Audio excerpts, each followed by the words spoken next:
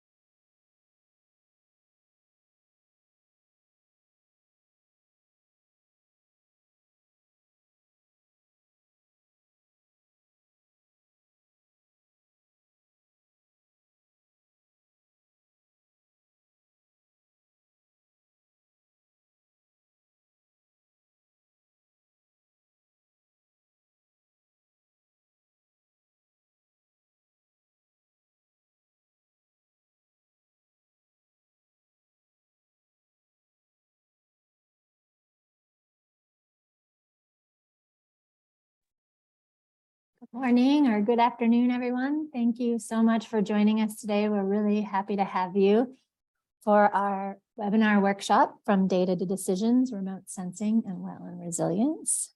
We're really looking forward to this workshop today. We have a fabulous agenda with really stellar speakers, and so we're really happy to have you all join us. My name is Rebecca Kisslinger. I'm the Senior Science and Policy Analyst at the Environmental Law Institute, and I direct our Wetlands program. With me from ELI is also Jordan Perry, Research Associate, working with me on this workshop. For those of you who are not familiar with ELI, the Environmental Law Institute is a nonprofit law and policy research and education organization. We're based in Washington, D.C., and we've been around over 50 years. Our Wetlands program provides timely information on wetland law, policy, science, and management. And we do that through research, education programs, and convenings like this one today. You can find us on our website, eli.org/wetlands-program. This project was funded by an EPA Wetland Program Development Grant, and we thank them for their support. And we also thank our advisory committee of experts in the field who helped us develop and put together this webinar series.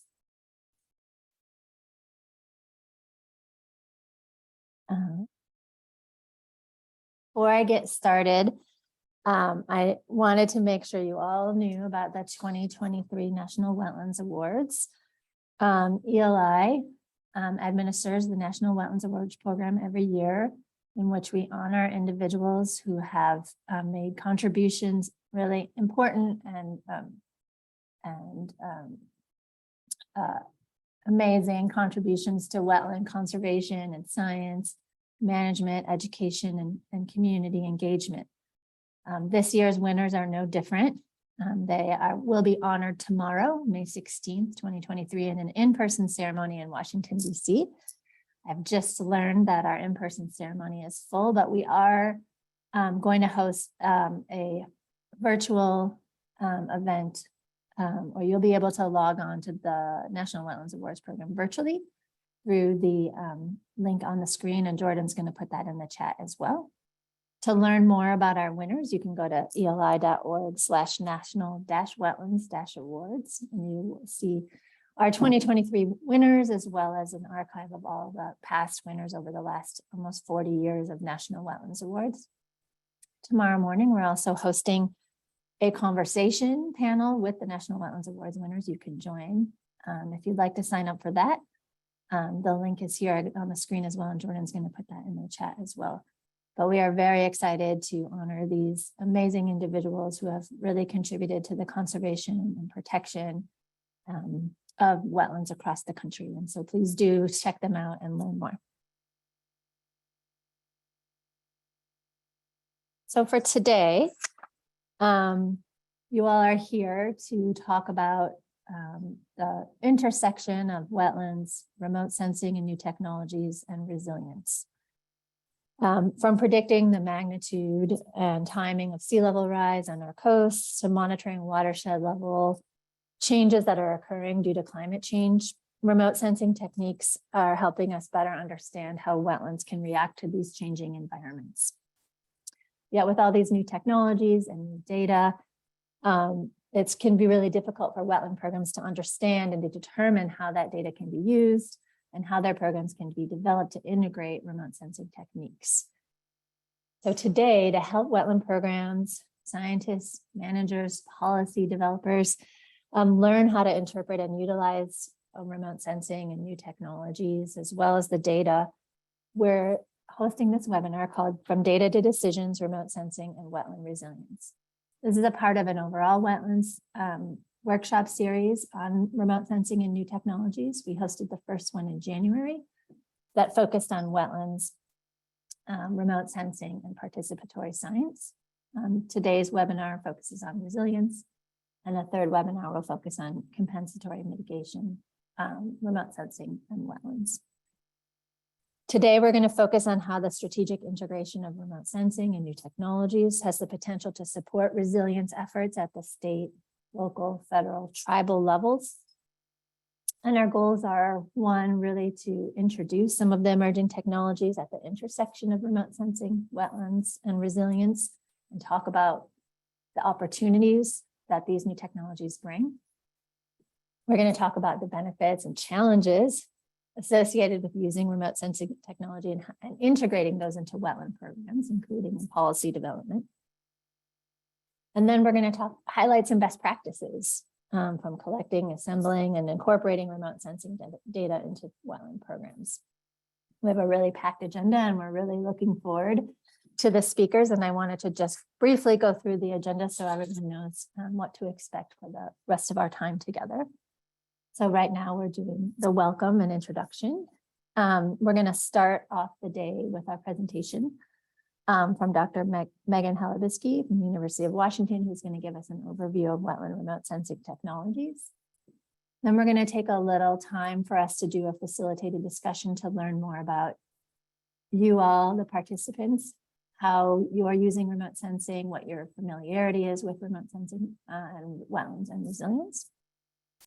Then we're going to move into our first panel on emerging remote sensing technologies and wetland resilience. We have two presentations in that panel. The first from Dr. Catherine Smith from USGS St. Petersburg Coastal and Marine Science Center. She's going to talk about measuring coastal wetland shoreline change with remote sensing. And then we're going to hear about automated habitat mapping and the shoreline resilience framework from Alex Bro from the San Francisco Estuary Institute. Following that panel, we'll take a little break, allow you to get up, stretch, check your email. And then we'll come back for panel 2 on using remote sensing for resilient wetland management. We have 3 presentations for that panel. The first from Alex Gunnarsson from the Chesapeake Research Consortium. He's going to talk about using an adaptive management framework to examine a few examples of mapping wetlands with remote sensing in the Chesapeake Bay. Then we'll go to the middle of the country to hear from Dr. Owen McKenna from the North Prairie Wildlife Research Center at USGS. And he is going to talk about making management relevant sense of recent advances in remote sensing.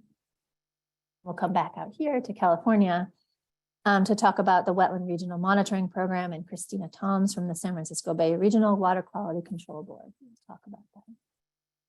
Then we'll conclude our day with another set of facilitated discussion, where we're going to learn more from you all about how you are using remote sensing. And then we'll conclude our day. So I think Jordan put the agenda again in the chat, so you should be able to see that as well. Okay, so just a few logistics before we move forward. We really would love for you to ask questions. We want to hear from you. We hope that you will be able to participate. I mean, you can use the Q&A function, Zoom function, to ask those questions. If you want to type something in now to get warmed up and let us know where you're listening in from, how many people are in your office, say hi. We'd love to hear from you. Just get warmed up in that Q&A. And we also will use this for questions during the presentation, so please use that. So then also, as I mentioned when I was going through the agenda, that we'll have several points along the way today where we're going to have your participation. We're going to use 2 tools for that. One is the Zoom poll, which we're going to do momentarily just to get a better sense of who's all in the room. And then we're going to use menti.com, or Mentimeter, to do some facilitated discussions. I'll get into the logistics of that in a bit, but you will go to menti.com. I'll give you a code. You'll type in that code, and then you'll be able to answer the questions, and we'll be able to see the responses real time. So we'll be using both of those tools for our facilitated discussion today.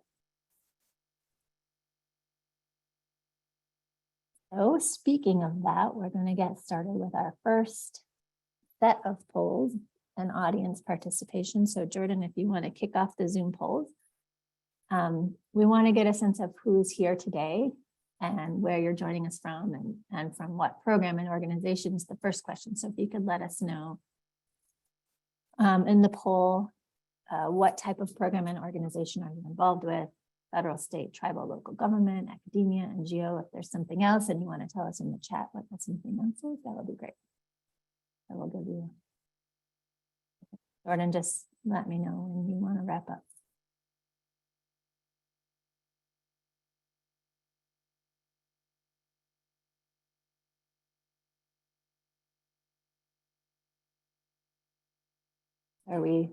Are we good? Answers are still coming in. Oh, okay. Give it one more second. Okay, thanks. Okay, it's about studied out. Great.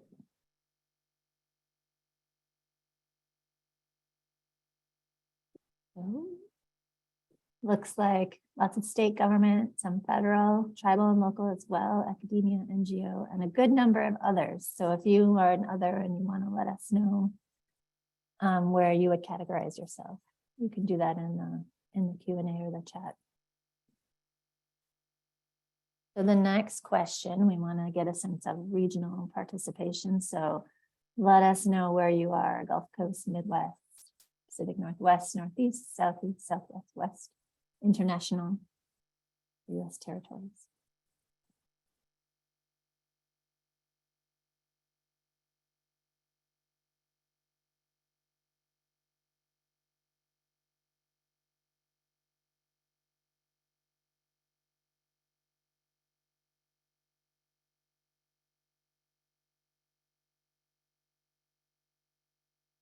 Okay, closing it now.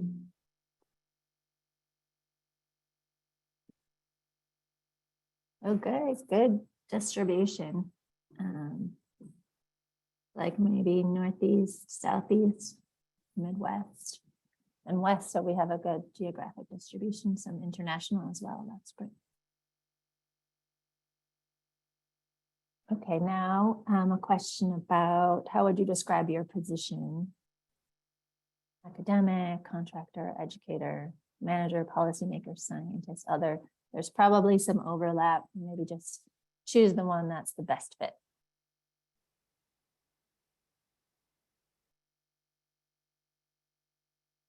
And the chat is open, so feel free if it's something other to put it in the chat and everyone will see it. Yeah.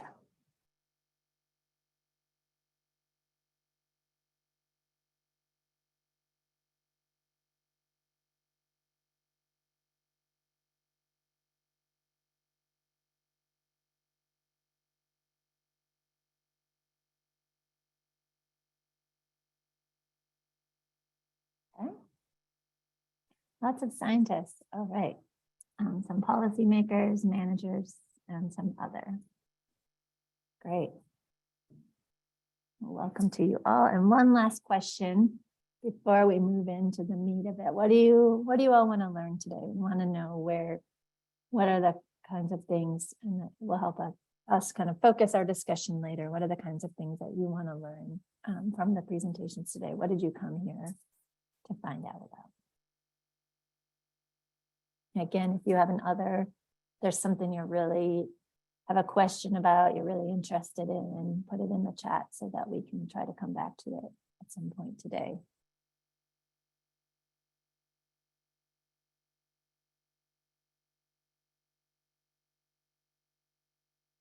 Sure, there's multiple, and you can do multiple choice here, so feel free. Are we? The answers are still rolling in. I'll give it. This one's a little trickier, so I'll give it one more second. Okay, I'm gonna end it now. Oh, good. Everything. New and emerging technologies, best practices, how remote sensing data can help account for rapid change, and what metrics can help measure resilience. That's great. And for the others, we'd really love to know what else you'd like to learn. So please do type those in. But hopefully that's helpful to our presenters as we move forward. And I think that these are the things that we hope to touch on today. And hopefully by the end, you will have learned more about all of those. So I think with that, it's time to get into our first presenter. So that goes to Megan. Let's see, Megan. So Megan is going to give us an overview of remote sensing technologies. She's going to talk some about how they're being used in a resilience context and the challenges and some ways forward. So Megan, on to you. And I will stop sharing so that you can. All right. Hold on a second. All right. How about that? You see my screen? Yep, perfect. Great. Okay. Thanks, Megan. Yeah, I'm so happy to be here. This is a topic that is just really interesting to me. And I will say that today's presentation is going to be a bit of a crash course in remote sensing technologies, a little bit of a 101. Just a little bit about myself. I'm a research scientist at the University of Washington. I'm also a senior science advisor for Digital Earth Africa. And, I have a background in conservation management. Before going back to do my PhD, I worked with an invasive species detection and control program on Oahu. And this is actually where I got exposed to the idea of using remote sensing. And it just made absolute sense to me. So just thinking about how we could leverage this important tool to do our day-to-day activities. Initially we were searching for invasive species by, walking around the forest, and it was just natural sense to kind of move up our vantage point to, scoping from a vista with a spotting scope or binoculars to like actually hanging our heads out of helicopters and looking for invasive species like this one here, Myconia calvescens. And then, could we move kind of our vantage point up and up and up, to include remote sensing technology. And this would allow us to expand our spatial extent that we could look at and cover more ground more efficiently. But this time, this is about 15, 20 years ago, and the technology was really inaccessible to someone like myself, a conservation manager.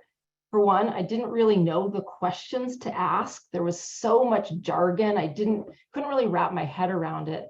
But also at that time, data was very expensive, and it was largely, research was largely being done kind of in academia and wasn't yet kind of in an operational sense. So this is a really exciting moment for myself and a lot of other remote sensing ecologists, because we've seen just a rapid growth in remote sensing technologies, especially in the last 5 years. And with that, we've seen greater accessibility to these tools, and folks actually taking these tools and being able to apply them to real world decision making, policies, mapping and monitoring. So it's a really exciting time to be doing this work.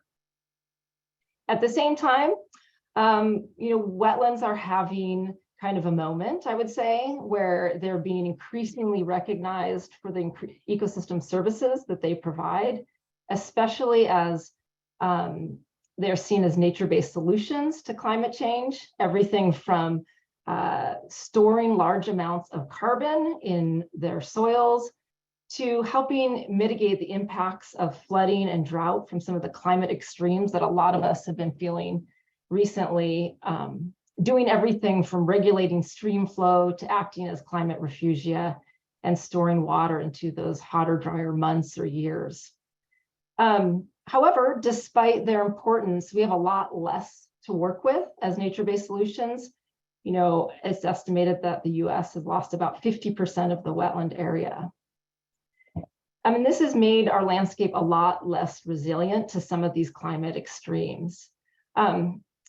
So I think this is just a really exciting topic, because I think remote sensing can perhaps give us a leg up in creating better day-to-day decisions, but also allowing us to look across the landscape and understand the situation, which is really, really complex. And I think when I think about wetlands and kind of looking forward into the future and what will happen under a changing climate, there's really a few questions that we need to ask. And the first is just, how will wetlands themselves respond to a changing climate? It's very complex because wetlands have very different hydrologic drivers. We can look at climate change projections for temperature and precipitation, but wetlands, even very close proximity to one another, can have totally different responses. And as well, this complexity, is difficult to understand historically, but also, of course, looking forward. The other question is, how do we think across a landscape? How can we build back more resilience into our landscape and really protect and restore a lot of the wetland ecosystems that are providing these services? So this crash course is really going to cover quite quickly a lot of different topics. First, I just want to outline the challenges of mapping, modeling wetlands, both on the ground and using remote sensing, because I think that they're kind of foremost to thinking about how to use these tools. Then I'm just going to take a step back, make sure that I'm not losing anybody if this is kind of a new topic to you. I want to say, what is remote sensing? What are we really sensing? And talk about this remote sensing toolbox that we have at our, that we can make available to us. I want to talk about the different spatial, spectral, and temporal resolutions of different sensors and why that matters, and how we can really think about what is the right data for our particular question to help us build this wetland Earth observation toolkit and create a remote sensing based solution.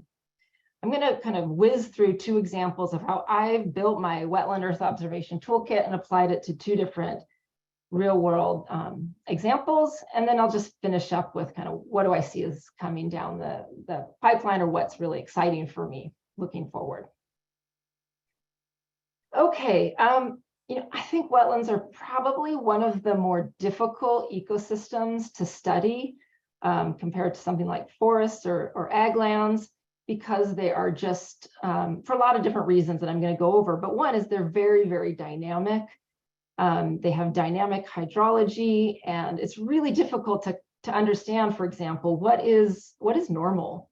You know, when we're looking at a wetland, this one here is from a project I did with Yellowstone National Park. And I love the kind of hand scribbled notes on the left, but like trying to make sense of like, you know, is this wetland drying up more frequently than it used to in the past? And how do we wrap our heads around kind of the normal and abnormal change when they're very, very dynamic to begin with? And if you just go and visit a wetland a few times, it's really difficult to pull apart that variability. And then wetlands are just very, very diverse. I mean, we have so many different wetland types across the landscape, you know, and lots of different classification systems that help us understand that diversity. We have everything from coastal wetlands to inland wetlands, which are very different from one another. We also have wetlands with different flooding regimes, as I spoke about earlier, that are driven by different hydrologic inputs, everything from groundwater to surface water flows, to precipitation, to overbank flooding, to tidal inundation. This makes it really, really difficult to come up with a specific signature that can help us identify all wetlands because they're so, so different. It also makes it difficult for us to sample a few wetlands and then infer across other wetlands across the landscape. And a lot of wetlands are very, very disturbed. So while we can look at a specific wetland type, like maybe a forested wetland, there's a really big difference between a wetland that you know, is undisturbed versus one that's been recently harvested. So again, hard on the ground, but also hard when you're looking from above from a remote sensing viewpoint. And then wetlands also have different land cover types or land uses. So, you know, they may be acting as wetlands, but they may look totally different from above and even be difficult to detect. So the challenges of modeling, mapping wetland ecosystems is pretty high compared to other ecosystem types because they're dynamic, they're diverse, and they vary in condition. And for a lot of these reasons, it's why we don't have really good, adequate baseline data on the ground because it's so difficult to capture that variability and diversity. So I see Earth observation as sometimes we refer to remote sensing as Earth observation or EO, as a wonderfully powerful tool set that can help us understand both the past, what's happened historically, what's happening now, and use that information to project into the future. We have a large archive of remote sensing data that even if we're beginning a project and we don't have good data, we can kind of mine that historic imagery to help us create a data set that otherwise we wouldn't be able to create. And all of this is really useful for helping us monitor impacts to wetlands and for decision making, policy development. Okay, so just kind of moving right along. Again, this is a bit of a crash course. For folks who are not familiar with remote sensing, what are we actually sensing when we're talking about remote sensing? Essentially, what we're measuring is the portions along the electromagnetic spectrum. This can be, essentially this is light. And there's a portion of it in the visible light spectrum that we can see, but you can see that it can extend far beyond that as well. And every feature on Earth, absorbs and reflects different amounts of that electromagnetic energy and has a unique, what we call spectral signature that helps us differentiate between these different classes from, everything from dry soil to wet soil to water, which, you can see is highly absorbing the electromagnetic energy, to vegetation, which, absorbs some of the energy for photosynthesis and reflects a lot of it to protect it from infrared rays. A lot of times we can create imagery from this that is just one or two bands, but frequently use something like a spectral index, maybe you've heard of NDVI, that allows us to kind of pull apart these features more easily. Kind of another key component and kind of 101 of remote sensing is that we have a difference between sensors, two big categories. The first, would be passive or active sensors. So a passive remote sensor is essentially capturing electromagnetic energy from another source. Typically it's the sun. So that electromagnetic energy will hit an object like this tree, be reflected back to the sensor like this Nikon camera, and that is captured in typically an image that has different values for each pixel that is corresponds with that electromagnetic energy. And every sensor captures different portions of the electromagnetic spectrum. In this example of a camera, we're capturing the red, green, and blue portions of the electromagnetic spectrum. And this, a lot of times, those sensors are frequently used. They're, NAPE imagery, planet imagery, and also the large archive of satellite imagery that we have, the Landsat program, the Sentinel program. So an active remote sensor is capturing electromagnetic energy from the sensor itself. And I think of the simplest example is just a camera with a flash. That energy is being sent to the object like this tree and reflected back and captured by the sensor. Active remote sensing, sensors that are very common that you've probably heard about are LiDAR, radar, sonar. There's different satellite-based sensors that do this as well.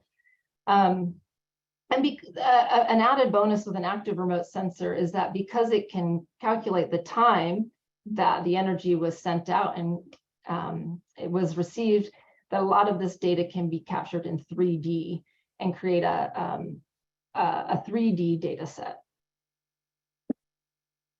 So one that's very important for wetland remote sensing is LiDAR. It is not always, but typically attached to an airplane and flown over an area. And it gives us just a greater resolution to be able to get rid of some of these challenges we have with passive remote sensing, like shadows from trees and topography. And this is just an example of a NAPE image on the left-hand side of some wetlands circled in red compared to a LiDAR image on the right. And again, like you can see that the NAPE image really is impacted by a lot of shadows created by the sunlight, which the LiDAR resolves. The other thing that's really great about LiDAR that is typically used for wetlands is it gives us a detailed digital terrain model and helps us model where the water flows and where the water is held on the landscape. So I like to think about remote sensing, all these different sensors, and there's quite a lot of them, as kind of being part of our remote sensing toolbox. I think of kind of it in these three different components, like what are my sensors that I have available to me? What are the images that I might be able to use that are that have been flown over my study area? What are the methods that I can then apply to these images? Everything from very simply looking at the image. Can you see? Maybe you can answer your question just by seeing it in the image itself. Everything from, and then getting more complicated to like more rule-based methods. Maybe you want to map all the dark objects on in the image to everything that now we're getting more and more sophisticated with machine learning and different statistical methods. I probably could have lumped models with methods, but I somehow think of them a little bit separately, because oftentimes when we want to build a model, we have very poor in situ data on the ground that doesn't allow us to create a landscape level product. And so a model can help us take that combination of data collected on the ground, like perhaps soil samples, and use that and combine it with remote sensing imagery to train and model that variable across the landscape. And that can be really helpful at giving kind of a landscape, spatially explicit product, but also help us reduce some of the uncertainty by leveraging the information that the remote sensing data can provide. So I just want to say, I think we have all different levels of experience here. Some folks have like a very big remote sensing toolbox. Others, maybe this is the first time you're thinking about kind of how you can integrate remote sensing into your program. And really, it's fine wherever you are at. You're just essentially going to start to build that toolbox by adding in, learning about different sensors and methods and models. It can be really simple at first, and then it can kind of grow into a really extensive toolbox. I would say most remote sensing scientists are rarely good at everything. They really often specialize in one of these sensors or methods. Just important to note that these different sensors can be attached to many different platforms, and that can affect the resolution. So for example, we can have a LiDAR sensor attached to a tripod, for terrestrial LiDAR scanning. The LiDAR sensor can also be attached to a drone for kind of more site level analysis, or an airplane to cover a much greater spatial extent. And we also have spaceborne LiDAR on the International Space Station with the JEDI program that gives us an even broader spatial extent. But typically when we, move up our vantage point to higher and higher, we actually often lose some of the spatial detail or the resolution, but gain a broader spatial extent. And it's just something to consider, kind of like what your question is that you're asking, what is really important, and how much uncertainty can you handle. Just want to quickly go over some of the remote sensing domains. We have spectral, temporal, and spatial resolution. I know folks will be talking a lot about that later today.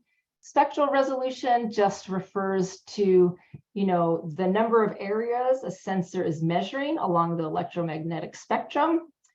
A black and white image might only measure one portion of the electromagnetic spectrum, where hyperspectral could measure many, many hundreds of locations along that electromagnetic spectrum. So kind of understanding, the sensor, the data you're using, how much spectral resolution do you have? Spatial resolution is also important to understand. What is really important to your question? Do you need high spatial resolution where you may have, pixels that are, 1 meter or less? You could count every tree, or can you have lower spatial resolution? Can you handle that? And maybe you're just measuring a change in greenness across an area. Usually these two, spatial resolution is related to spatial extent. How much area can you see?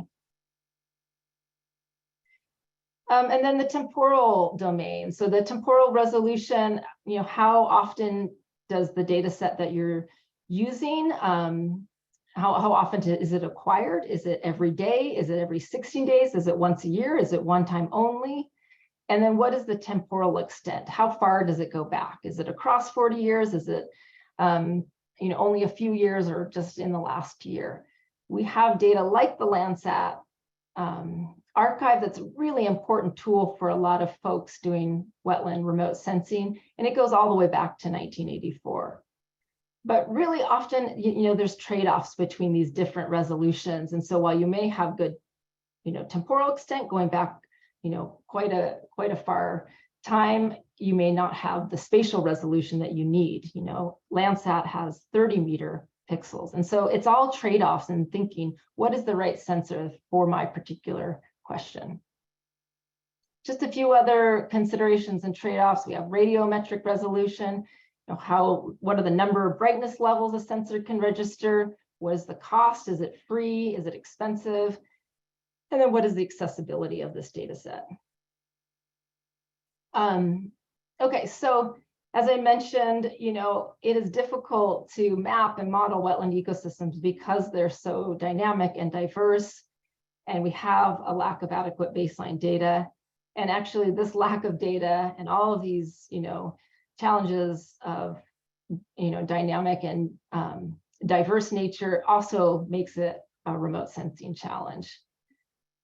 And we really have to think about, when we're looking at the sensors that we want to use, what are the trade-offs between each sensor? And how can we, identify the right data set for our needs? So, this is not an extensive list, but just something to get you thinking, like as a first step, first, what are you trying to map or measure? What is the phenomenon that you really need to get at? Are you mapping, wetland location? Do you need to make sure you capture those really small wetlands? Are you trying to look at wetland hydrology and you need to have some, temporal detail to capture that hydrology? So really to understanding kind of like, what are you trying to map or measure? What is the necessary detail to see some observable impact? What are the methods that are required? Do you need some fancy machine learning method, or can you, look at the imagery and maybe delineate it by hand or using ArcGIS? And then understanding like how much uncertainty is acceptable. I think that is, a really important one to consider, because maybe you can, you're just wanting a screening tool. And so you can accept high uncertainty and you don't need to have any field data collected. You can use, a coarse resolution sensor that's free, or maybe you really don't want any uncertainty at all. And so you have to do something that's much more detailed with lots of follow-up on the ground. And then really, how can you combine these sensors to improve the spatial and temporal resolution? Okay, so just kind of wrapping up here, I just want to talk about how I've, been building, my wetland earth observation toolkit, and I've been working with different managers and policymakers, state government, tribes, federal, to really try and think about how can we kind of build this toolkit to answer a whole diversity of questions. And usually my toolkit has these 4 different components that are mapping and characterizing wetlands, doing some sort of historic reconstruction, using that data to project into the future. And then of course, how do we do it in a way that actually has impact and connects with communities? So the first example is a project that I'm working on right now that's funded by the NASA Carbon Monitoring System Science team, and it's called Cryptic Carbon. And for this particular project, we're really trying to identify those cryptic wetlands under forested areas that are difficult to map, that are missing in the National Wetland Inventory, to help us understand or help us create a wetland carbon inventory. And when I talk about wetland carbon, I'm talking about inland wetland carbon, which if any of you have followed NALEC and Fennessy, is different than blue carbon, but still within the US has 10 times more soil carbon than blue carbon. So it's something we don't know a lot about. We don't know how much, and we don't know where exactly it is. So this project, we're really trying to use remote sensing data sets to help us improve our identification of these wetlands that are hidden under tree canopy, and then use that to develop spatially explicit maps of soil carbon stocks, both in wetlands and also in upland areas. Okay, so when I'm thinking about this particular problem and thinking about the challenges of, trees that never lose their leaves and the complex topography, and I'm thinking about change over time, I'm really trying to think about what do I need to put into my remote sensing toolbox. So for this project, I'm using LiDAR, an active remote sensing. I'm using NAPE aerial imagery. I'm using Sentinel-2 and Landsat imagery, which are coarser resolution data sets, but help us understand the phenology of wetlands. And I'm applying machine learning methods as well as statistical methods. And finally, combining in situ plot data to map wetland carbon. Right now, we've completed it for a few different watersheds, but we're scaling up to Washington State and eventually to the US. And the key technology, again, is LiDAR, which I spoke about earlier. And I just thought I'd throw in kind of why it's so useful to identify these cryptic wetlands, because when we have tree canopy, it's difficult to see below the tree canopy where a lot of these wetlands are hidden. But because LiDAR is a 3-dimensional data set, we can actually see a point cloud of data and remove those points that are associated with trees to get a detailed digital terrain model and model the flow of water, and also to identify the complex topography where wetlands are found. In this project, we looked at lots of different terrain metrics at multiple scales to build that into a machine learning model, including all those additional data sets that I mentioned earlier, like NAPE imagery and Sentinel, and trained it on the areas where we knew wetlands existed, like from the National Wetland Inventory, with additional field data to use a machine learning technique called random forest to help us predict or create a probability of wetland likelihood across the landscape. This is kind of a continuous raster. And this allows us to find those cryptic wetlands that are missing from the National Wetland Inventory. And then we found that that probability raster was useful, and we could take it one step further because it was useful at predicting soil carbon. It was the best predictor of soil carbon that we found. We did 36 soil pits, and we related this estimate of kind of this wetness gradient from the wetland intrinsic potential tool. The WIP tool is what it's called, this method that I just described. And then they're able to create spatially explicit estimates of carbon stocks for wetlands, not only how much carbon is being stored in wetlands, but actually where they are on the ground, which can be useful for developing policies towards protecting these irrecoverable carbon stocks. Okay, finally, just one last quick example is this was a totally different example, but looking in the eastern part of our state, which is a very semi-arid area within Washington state, and working with over 100 stakeholders to understand what's going to happen to wetlands under climate change. And really thinking, that first question I brought up earlier is like, how will wetlands respond to climate change?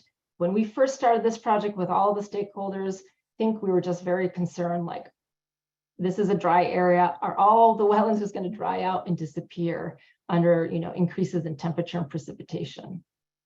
There's a very large area in the Columbia Plateau, eastern side of Washington state and part of Oregon. And so into my remote sensing toolbox, I had high resolution NAPE imagery and the Landsat satellite archive. I use a few different methods. One, spectral mixture analysis, which helps us kind of unmix the pixels, and also regression, kind of relating these hydrology hydrographs of individual wetlands to different climate data sets. So again, here's that, using computer-aided pattern recognition, we can use high-resolution aerial imagery to identify wetlands in the NAPE imagery, and then we can use the coarser spatial resolution Landsat imagery. This is just kind of it laid over top. You can see that these are 30 meter by 30 meter pixels, which is very different than the high-resolution image below that. But we have a huge archive going back to 1984, taken every 16 days, that we can use to build individual hydrographs of all the wetlands in Eastern Washington. There's over 50,000 wetlands.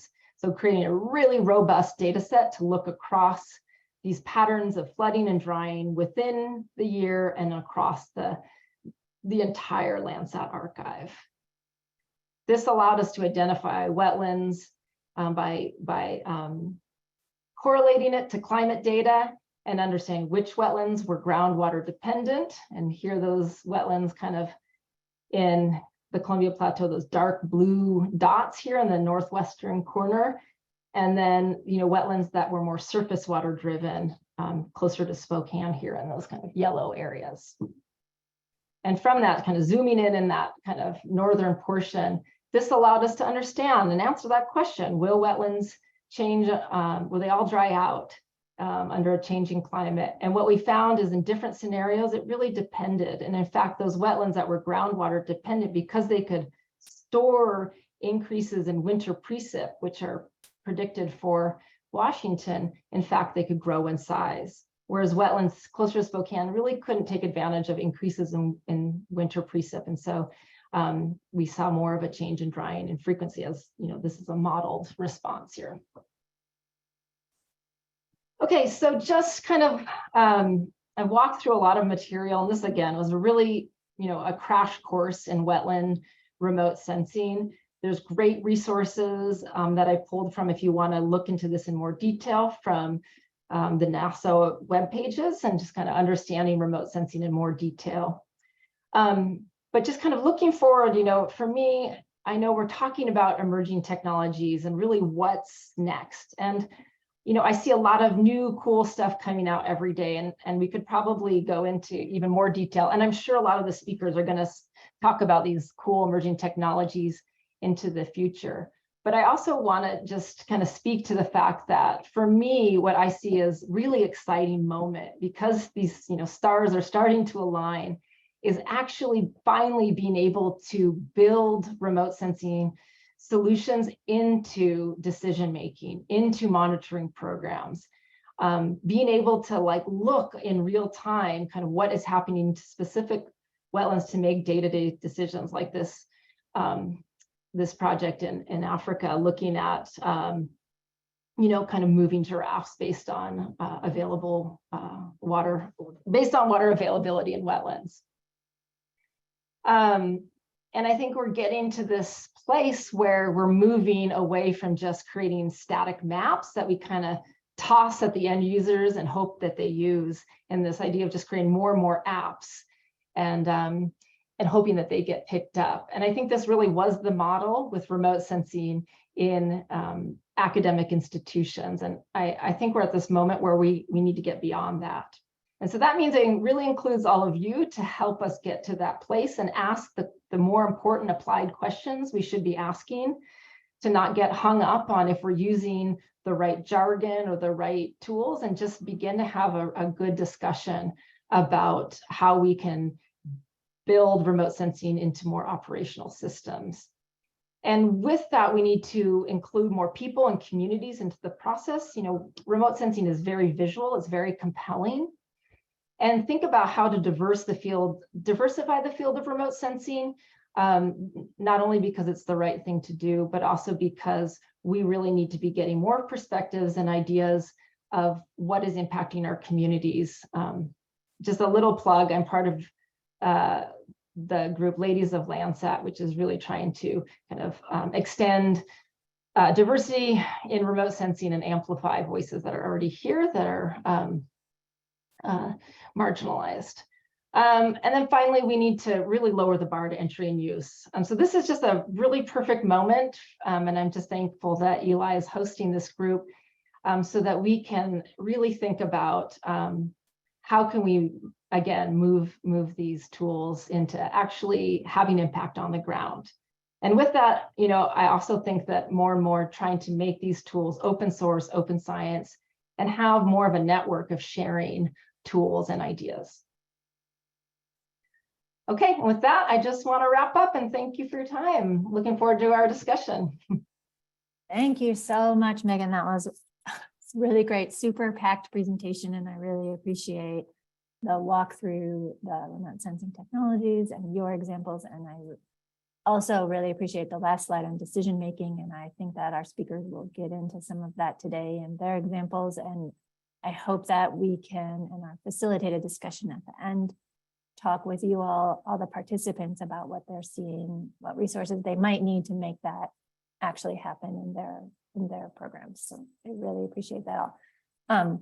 I do have one question for you for the audience. If anyone else has a question, type it in. I'm not sure we have time to get to too many because we want to do a little facilitated discussion before we get to the panel. But if you do have questions, type them in and we'll try to get to them.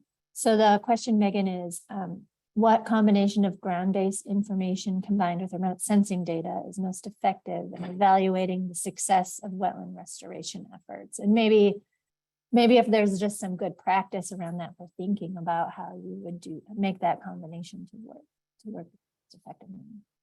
Yeah, that's a huge question that could right. be of itself.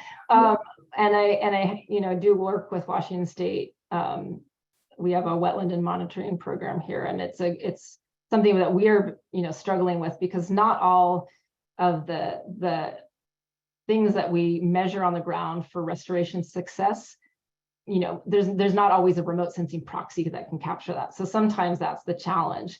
But if we can, you know, it's also helpful to have a starting place. So like when we look at how do we measure success on the ground in restoration, for restoration, and then kind of thinking what are the key metrics, and then what are the remote sensing proxies for those, so for those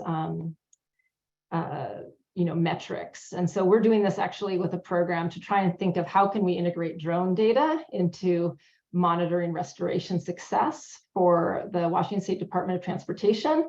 And that's, you know, again, a much bigger question, but, you know, it's again, it comes down to, you know, what are we trying to measure and how much uncertainty we can live with, because having ground data will decrease our uncertainty and help us get a sense of, like, you know, how, you know, will give us better models that we can, you know, use that data to train and get better models and then accurately assess those models.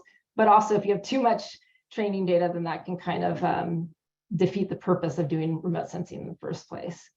So it's kind of difficult really to answer that one without getting into more of the specifics of what are you trying to measure for, you know, what does success look like? And maybe what we need to start thinking of is not just what are the ground-based metrics we use, but like what could we use, what would just be a remote sensing approach that complements a ground-based assessment. Yeah, for sure. Thank you for that. We had one more question that I really want to get to, but we might do that in a little bit, Stan. But first I want to thank Megan for her presentation, and I really appreciate it. And we're going to move on now to a facilitated discussion, just a few questions that we have for you all. And I'm gonna, oh, Jordan, are you? Okay, so we're going to use the tool called Mentimeter. So you can do this on your computer, or you can do it on your phone. It might be easier to do it on your phone so you can see your screen. But either way, you go to menti.com, and once you get to that site, you type in the code that's on the screen, 8599942.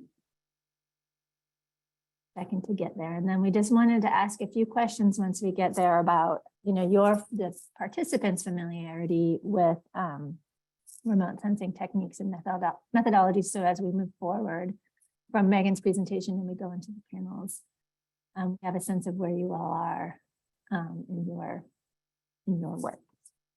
So Jordan, whenever you think we're ready, questions. Okay, so the first question that should pop up on your screen is, how familiar are you with remote sensing techniques and methodologies? They're the focus of your everyday work. It's what you do. You use remote sensing in much of your work or new technologies.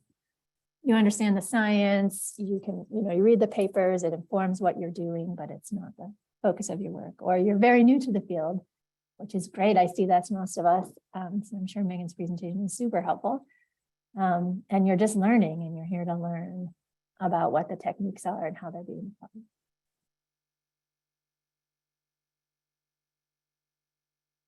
Jordan, just let me know when we're moving on. This is great. So as you can see on your screen, you've got most folks that understand the science or they're new to the field.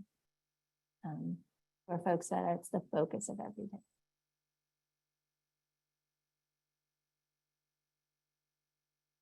Okay, we're getting some hand raised. Let me see. Okay, I'll move on to the next question.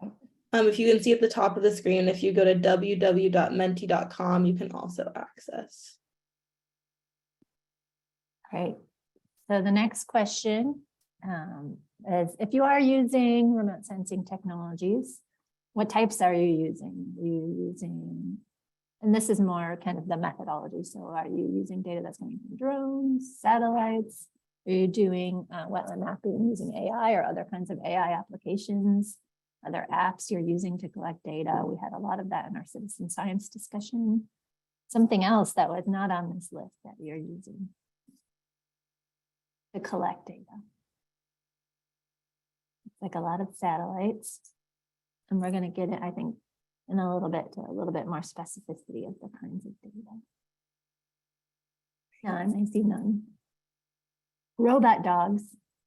I need to know more about robot dogs. Maybe you can put a little description in the chat about robot dogs. Great. So thank you, Jordan. Move on to the next question. So what types of data or technologies or sensors are useful in your work? So are you using aerial imagery, hyperspectral imagery, LiDAR, satellite, radar, other kinds of data that are what's most useful to you? What are you finding that's helping you in decision making or in understanding the science or understanding wetland ecosystems or how those ecosystems are resilient to change? Lots of And aerial once- imagery. Yeah. Once again, the chat is open, so feel free if you have something other or follow-up comment, feel free to put it in the chat. Thank you, Jordan. So it looks like LiDAR, satellite, aerial imagery, lead.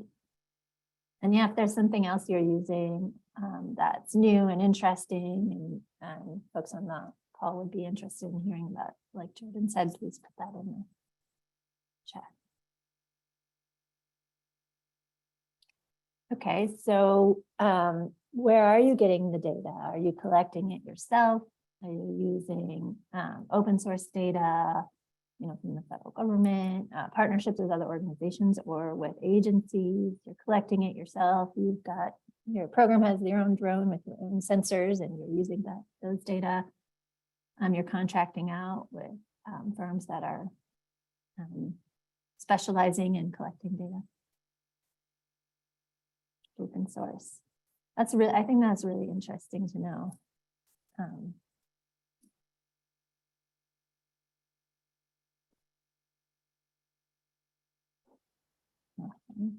Jordan, do we have another? Oh, a few more. Okay, so there's a more open-ended question, and we're just really interested in the challenges or the barriers that you're experiencing. If you're new, maybe it's a kind of information barrier or understanding the technology and what the opportunities are. Are there funding challenges, resources, access, or challenges associated with the specific data? So resolution, I see. My IT department, that's good. So yeah, having that expertise or capacity in-house, not only to collect the data, but to know how to, to access the technology, to manage the data, all of those things I think take specific technology or capacity. It looks like knowledge, funding, clouds, I like that. Resolution.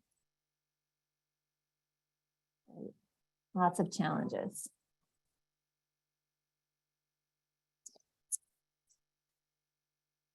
Okay. And then the last question in this, I think, right, Jordan, we're in our last one in this discussion before we move on to the panel, is what resources are you missing to address these challenges and barriers? What do you need to help you move forward? If you're really interested. Time, training, funding, capacity.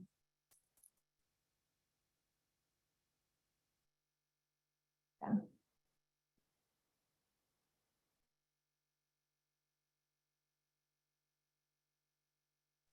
Looks like a lot of it revolves around timing, capacity, funding, expertise. Buy-in from others. That's interesting. Maybe we can dig into that a little bit as well. At what level is the buy-in needed? At the decision maker level? If you want to elaborate it in the chat, that would be great. Is it that your supervisor is tentative and buying the drone or using the data to make the decisions? Great. So should we move on, Jordan, to the panel? Yep. Awesome. Thank you all. I'm going to just maybe pull up my screen.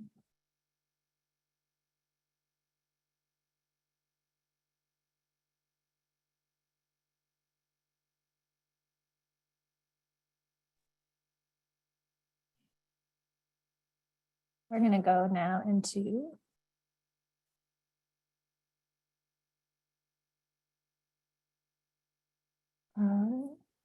next panel.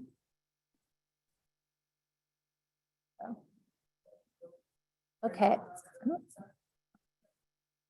So for the next panel, we have two really great presentations to continue our discussion on emerging remote sensing technologies and wetland resilience. Again, we're first going to hear from Dr. Catherine Smith from USGS on wetland shoreline change, and then Alex Bro from San Francisco Estuary Institute is going to talk about automated habitat mapping and shoreline resilience frameworks. So Catherine, we're going to start with you.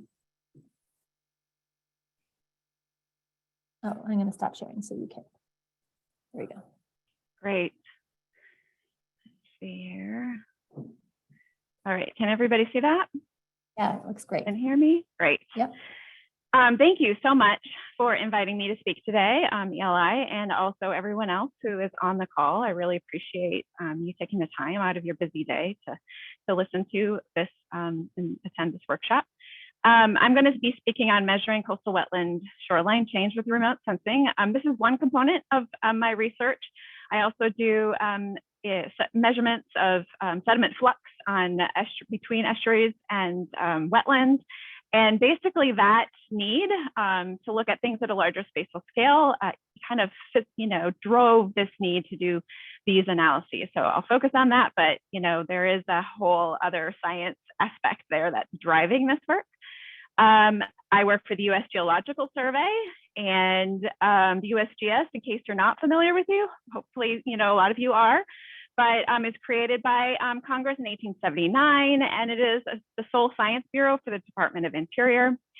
We don't manage land and we don't make policy, we do science. And I think that is the exciting aspect as far as I'm concerned for working for this agency. And the focus is on providing scientific information and data on the earth and its resources, and also protecting those resources and communities. So the goal is to help make, provide data for science-based policies. I work at the St. Petersburg Coastal Marine Science Center. There are actually 3 science centers that are focused in the coastal marine are focused at the Coastal Marine Science Centers. There's one in Woods Hole, one in Santa Cruz. I'm just one scientist who is doing research on wetlands and also on in remote sensing. And so, I'm going to be focusing on my work, but if you have a broader area of interest and just want to know what we're doing, feel free to ping me and I can help you navigate that, at least with regards to coastal areas.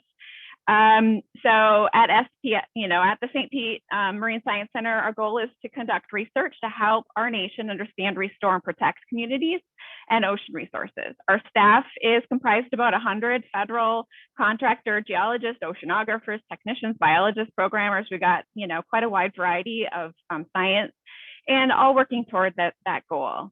I also want to take a moment to acknowledge that my center is included in the region of the ancestral and traditional lands of the Tocobaga and Seminole people who historically inhabited the Tampa Bay area, and I honor their connection to this region and give thanks for the opportunity to live, work, and learn on their homeland.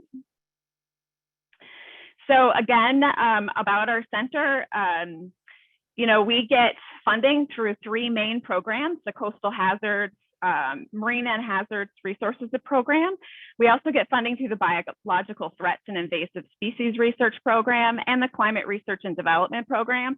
I'm going to focus on the Coastal Hazards and Resources Program because that's the area of the project that is funding a lot of the research on this particular project, the Estuarine Shoreline Change Project. And I created a little short link because the long link to my project website it's very long. So it's bit.ly, go ahead and do USGS_ESLC and you can get more information about this particular project. It is just in its infancy and hoping to keep moving this forward. So what is shoreline change? Shoreline change is the loss or gain of land area and change to landscape on the marine edge. And this can have an influence on wetland resilience. I think one of our attendees asked about resilience. And when I think about resilience, I think about like that ability for that habitat to absorb, hazards, changes, perturbance, those type of activities and, what that will look like into the future. And so the amount that those shorelines are changing, whether they're eroding or accreting, has an influence on how resilient those wetlands are and how resilient they can be in the future. Project goals are to combine or compile modern and historic shoreline change data, calculate these shoreline change rates for wetlands and estuaries, and develop novel remote sensing techniques. The USGS has a long history of calculating shoreline change rates, but and we have a national data set of shoreline change, but that data set has focused on beaches and sandy environments. And so the goal of this particular project is to take some of those same tools, the same resources, and try and extend them to wetlands. Wetlands operate differently. They look different in an image, as you are well aware. Vegetation does not look the same as a sandy beach. And so the techniques will be different, but they, hopefully we can provide, fill in these gaps. As you can see in that little map, I just focused on the Gulf of Mexico, but I'm sure that there are gaps in your own areas, particularly within the estuaries, but also in these open ocean shorelines where we have actually no idea how these wetlands, how fast are they eroding, or accreting, where are areas to be concerned about. So how do we do shoreline change? Basically, we compile shoreline data from all sorts of different resources. Predominantly, most of these data sources are remotely sensed imagery of some sort. And like in the past, it's been mostly aerial imagery, but we've also used topographic sheets from the 1800s. So we can look at the past 100+ years of shoreline change in many areas of our nation. We pull those data into a GIS environment. Again, it could be multiple different data sources, acquire the date. And then what we do is we use a transect-based method where you cast a transect perpendicular to that shoreline, and you can see that in this third image. And then the intersections of those, where the shoreline intersects the transect, and the distances between these intersections are used in a linear regression. And you can look at those linear regression, so that ends up providing the rate of change for that shoreline for that particular location. And what you'll do is cast these transects over large areas and get this idea of the spatial change throughout like an estuary or a wetland area, or in the cases of beaches, that environment as well. So some of the data sources that are involved in this, again, I mentioned topographic sheets from the 1800s to the 1940s. There are also some topographic sheets from the 1950s to the 1980s. Those are mostly aerial imagery derived. So again, the source is slightly different, whereas the T sheets from the 1800s were boat surveys. We also use aerial photography, both historic and there's modern digital ortho imagery and other sources. Our previous speaker talked about NAPE a lot, the USDA program for National Agricultural Imagery Program. Then there's also LIDAR data sets. LIDAR has been really prevalent in the 90s to present, and has even higher uncertainty. So as you go through time, it's the uncertainty or the error in that data is, kind of reduces a little bit. Recently, we started looking more and more at satellite imagery. So like historically, our imagery has been airborne. However, more folks are starting to look at spaceborne imagery. And, Landsat and Sentinel are, coarser resolution imagery. Landsat has a long history of data, and there's been a lot of research going on that, again, focusing on beach environments that have been seeking to resolve shoreline change using those methods. But it hasn't really been very well developed or looked at for wetlands, at least in calculating the shoreline change rate. And one of the things that I'm really excited about is these new satellite images. Most of them are privately run or owned, but they do provide a sub 5 meter imagery. Again, it doesn't have quite the same long temporal history, but in shoreline change, we have to look at multiple different data resources and evaluate the shoreline proxy. Again, Megan talked a little bit about proxies and remote sensing proxies, and I'll talk about that in just a minute. and compare them and be able to try to utilize these resources from different types of data sources. So that's an area of emerging research, I believe, in one, using these technologies, comparing them, and evaluating the change. Okay. So things to consider when you are, collecting shoreline data from multiple different data sources. The time of day is important, particularly I talk about coastal environments and I say time of day, but actually if you are in a inland wetland, season may be a really super important, the season, whether it's wet or dry. But on coastal wetlands, there is the time of day is really important because, at two different times of day, your shoreline may be in two different positions. And your remotely sensed imagery is going to see things differently based on that time, that tidal level. So your slope and elevation of your wetland is important. Your vegetation height, again, if the vegetation canopy is above the water level, then you might see your image might see a vegetation, whereas it will see water if it's below. Waves and winds are really important in estuaries because they do drive water level changes that are different depending upon what part of the bay and the angle. Season, again, I mentioned that is really important, and the scale of the imagery. So our previous, speaker, Megan, talked about these different aspects for remote sensing, and they are equally important for looking at shorelines in wetlands. So again, I talked about the estuarine shoreline change project goals. And I'm going to focus on this part because of the title of this workshop, and the goals of this workshop are focused on that, is to look at these novel remote sensing techniques. So here, I'm just talking quickly about this. We're trying to identify existing spatial data gaps. There is data production lag time. Some previous methods are much more manually and time consuming. The shoreline changes are highly variable. And what we're trying to do is look at the consistent proxy between these different methods. This is just a recent paper that has been published that I wanted to give as an example. It looks at using worldview to identify shoreline change and evaluate the precision. So compare that shoreline with shorelines that may be identified using aerial imagery. We talked about NAPE. That's the example that we are comparing in here. And then also with field-based GPS data. One of the things that makes me very excited about some of these resources is the fact that, we're getting revisit times of sometimes on a daily basis for some of these imagery resources, but also a higher spatial resolution that is going to resolve the sinuous nature of a wetland shoreline at a better scale that is much more comparable to some of the historical data sets and resources.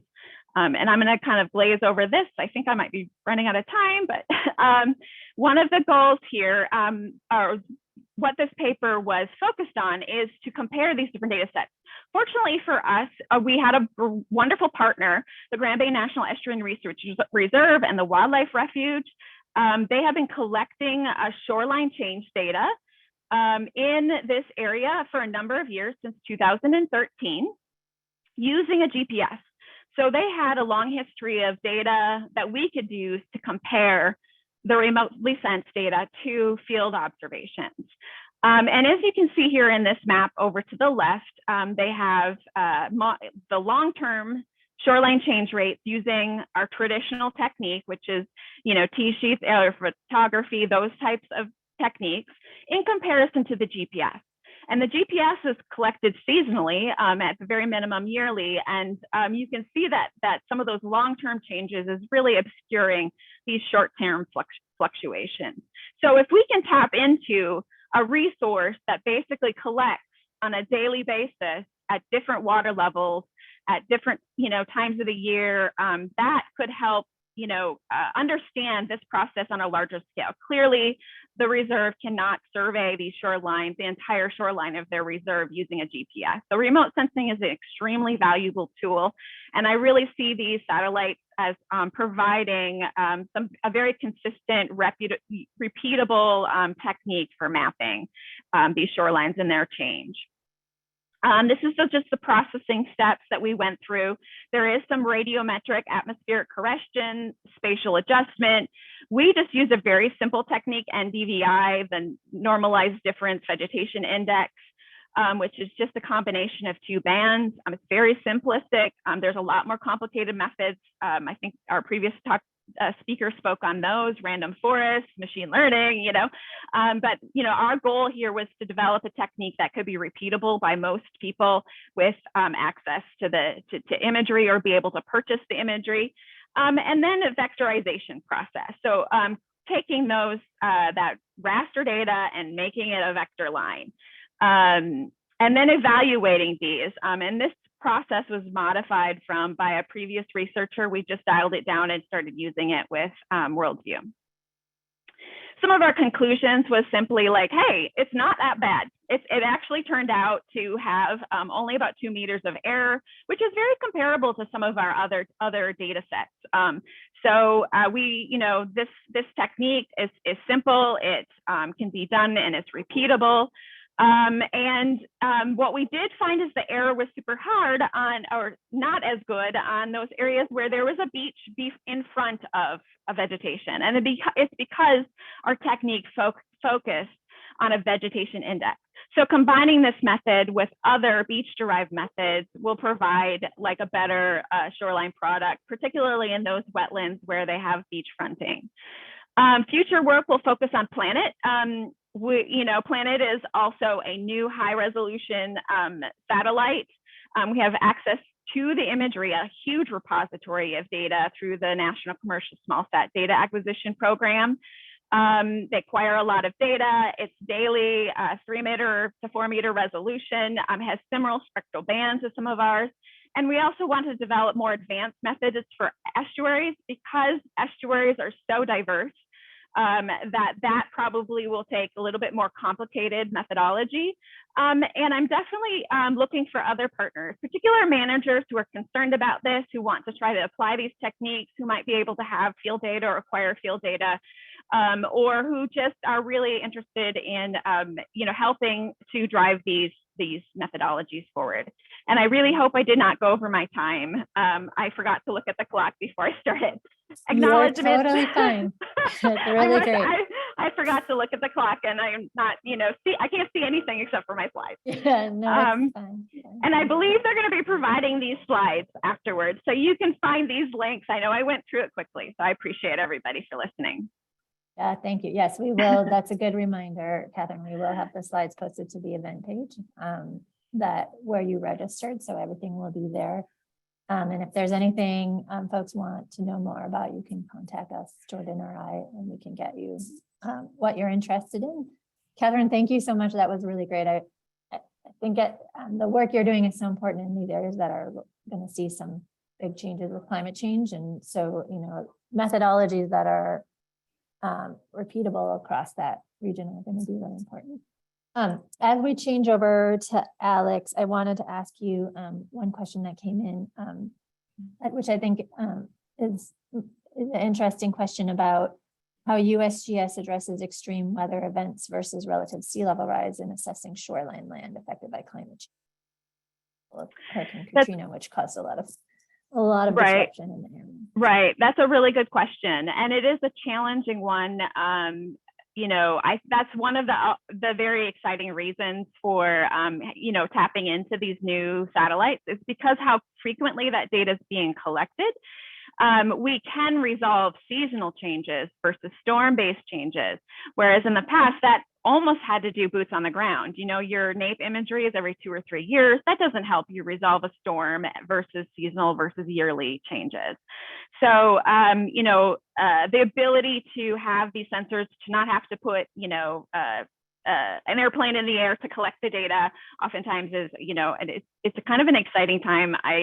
Megan had mentioned that earlier, to be in this field, because I think that will be super helpful.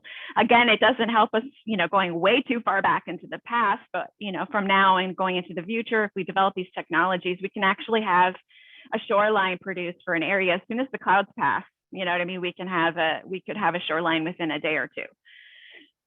So. Yeah, great. Thank you for that. There were a few other specific questions. If you, Catherine, if you want to take a look and see. But we're going to move on to Alex now. Thank you again. That was a really great presentation. And we're going to move now to the San Francisco Bay Area to hear from Alex Bro. And then we'll see if we can get to the additional questions at the end. So thank you, Alex. Thank you, Rebecca. Excited to be here, and I appreciate the talks that just came prior because they definitely sort of inform some of the work that I'm doing. But to start off, I'm Alex Bro. I'm a certified floodplain manager and GIS specialist and environmental scientist at the San Francisco Estuary Institute. And I'm going to be talking about some automated habitat mapping methods today, as well as a shoreline resilience framework that we're developing. So at the San Francisco Estuary Institute, I refer to it as SFEI. We have 3 programs. That's environmental informatics, resilient landscapes, and clean water. A brief description described here. And I have the privilege of working across both these programs, combining GIS expertise with shoreline and sediment background. So I just kind of wanted to start off and mention kind of the habitat mapping of the past, which has largely been, heads up digitizing, an analyst looking at different imagery sources and kind of going around with the GIS system and plotting points and making polygons. Again, it's slow and costly. There can be inconsistencies. Change detection is sometimes impractical. But this is a lot of our data that we use today. So a majority of NWI and HD are done in this process. But again, as you've seen here, they're shifting to more automated and semi-automated approaches coming rapidly. So I wanted to describe a little bit different approaches.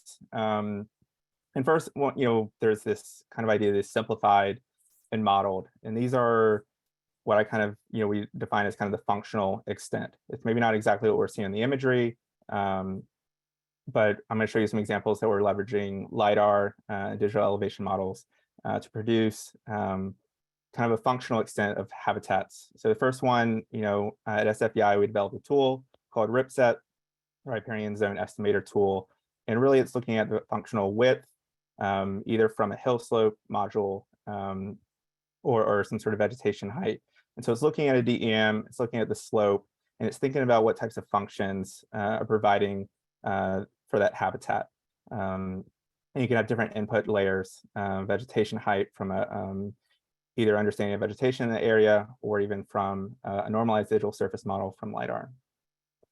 And we're currently, recently applied this for area of the Delta and the San Francisco Estuary. And we're also working with Caltrans to apply it to the entire state. But I think the concept is to understand that this is a method that's to be done, repeatable at a large scale kind of inferences of what the habitat is. Another one I'm going to talk a lot about today is relative tidal elevation. We needed to kind of provide a basis of coastal habitats for the Ocean Protection Council here in California. And this was a quick way to kind of accomplish identifying beaches and rocky intertidal based on tidal elevations in relation to the digital elevation model. And so this was a method we were able to quickly apply to the entire state. But we are working right now in collaboration with NASA and the Jet Propulsion Laboratory to find better methods to kind of make this change detection with more advanced methods. And then I want to talk about image analysis. We have kind of both pixel-based image analysis and object-based image analysis. And the advantage to object-based is this idea of doing a segmentation on an image to extract statistics and information at an object scale rather than for every individual pixel. And you can leverage a little bit more information that's more contextual for applying classification. And then kind of separated that out into machine learning and rule set based. We're currently working on doing machine learning methods down in San Diego, the Russian River, and also looking for vernal pools in California. Here's an example on the right of an interim product identifying those pools. And what I'm going to talk about most today is what we're calling the Balance Change Base Map. And this is kind of a rule set base being driven by this relative tidal elevation. And I'll get into that more. But first, to give you some context, we have the San Francisco Bay and Estuary San Francisco and Oakland. They're major urban modifications to this landscape. I'll talk a little bit more about its history. These are two very important documents that kind of have driven the restoration goals in San Francisco Bay. The idea of restoring up to 60,000 acres of tidal marsh to reach a total of 100,000. And here's some past mapping efforts that have sort of defined what resources we've been using. So we did kind of historical baylands in the circa 1800. And you can see the modifications here in 1998 and in 2009. Modern baylands being a little bit, incorrect at this point in time. The last mapping that we've currently been using through the estuary has been in 2009, and so it's been in need of an update. We've also done some shoreline change analysis. Here's looking historically through the 1900s. And we had actually a lot of accretion in our wetlands in San Francisco Bay, largely due to a sediment pulse that came from the gold rush. But we've been seeing a shift. We had continuous progradation, but now we're seeing erosion. And this is largely driven by kind of a limiting supply of sediment. And we've done some research and analysis. This is from a report, Sediments for Survival, kind of understanding what's our current supply and the sediment supply that's necessary if we're going to reach these goals. And then we're also trying to understand the processes that go into these, into how sediment leaves from mud flats or comes from the tributaries and enters into the marsh to keep up with sea level rise. So to talk about the Baylands Change Base Map and the Shoreline Resilience Framework, we're really interested in tracking change over time in an efficient and effective way, not only by habitat acreages, but kind of dig into some metrics that we can measure resiliency and kind of detect early warning signs of habitat loss or degradation. And then also have these metrics be applicable to adaptive management practices. And here I'm just going to describe this relative tidal elevation, which has been really helpful for us. This Z-score, Z-star is really trying to take your elevation that you have in your, say, NAVD 88 vertical datum and put it in relation to the tidal range. So you can take the elevation, subtract the mean surface sea level, and then look at mean high water minus mean sea level and get a sense of where your point in location is in relation to the tidal extent. And why relative? Well, if you can see here on the chart, mean high water means different things across different parts of the estuary. It's important to put it in relative terms to map these certain habitats. And I'm going to share some slides or illustrations that was done for a really great story map discussing the marsh vulnerability for San Francisco Bay, done by this project team. So I want to give them credit for some great illustrations. Here's an example showing how tidal vegetation fits within this tidal range. You can see it, they're mapped or plotted based on the Z-score. And you can see the variability even of these tidal vegetations in different parts of the estuary. Inundation is also really critical to how well plants are growing and the biomass that they produce. And we have great research in the Bay illustrating some of these curves and how they behave in relation to inundation. And just to kind of give you some quick examples of this is just an elevation model that has been put to relative tidal elevation to share kind of what this base foundation product can be without any imagery. So this is just digital elevation model put to a tidal datum surface, and we can really already identify these habitats. Here's another example kind of showing the upland versus the tidal marsh we have in the estuary. But there's a lot of uncertainty that you have to kind of consider with regard to relative tidal elevation. And this can be vegetation bias, tidal datums, uncertainty, as well as some other sea level rise and sedimentation. To give you an example of kind of that difference that could occur when trying to model this, this is an image showing the percent inundation on a DEM that wasn't LiDAR, wasn't corrected for vegetation. But if we take that same DEM and we apply the same tidal datums to it, if we do a vegetation correction of 30 centimeters, you can see the change that occurs that illustrates how sensitive and how flat these tidal marshes are. And so uncertainty in the vertical range is really critical. And when I mentioned vegetation correction, there's a few methods that are being applied to kind of make these corrections. One of them is called lean, with LiDAR elevation adjustment with NDVI. We're also exploring some other methods, but this can be ranging on 10 to 30 centimeters, which is about a foot in certain densely vegetated marshes. Just something to consider when doing this type of technique.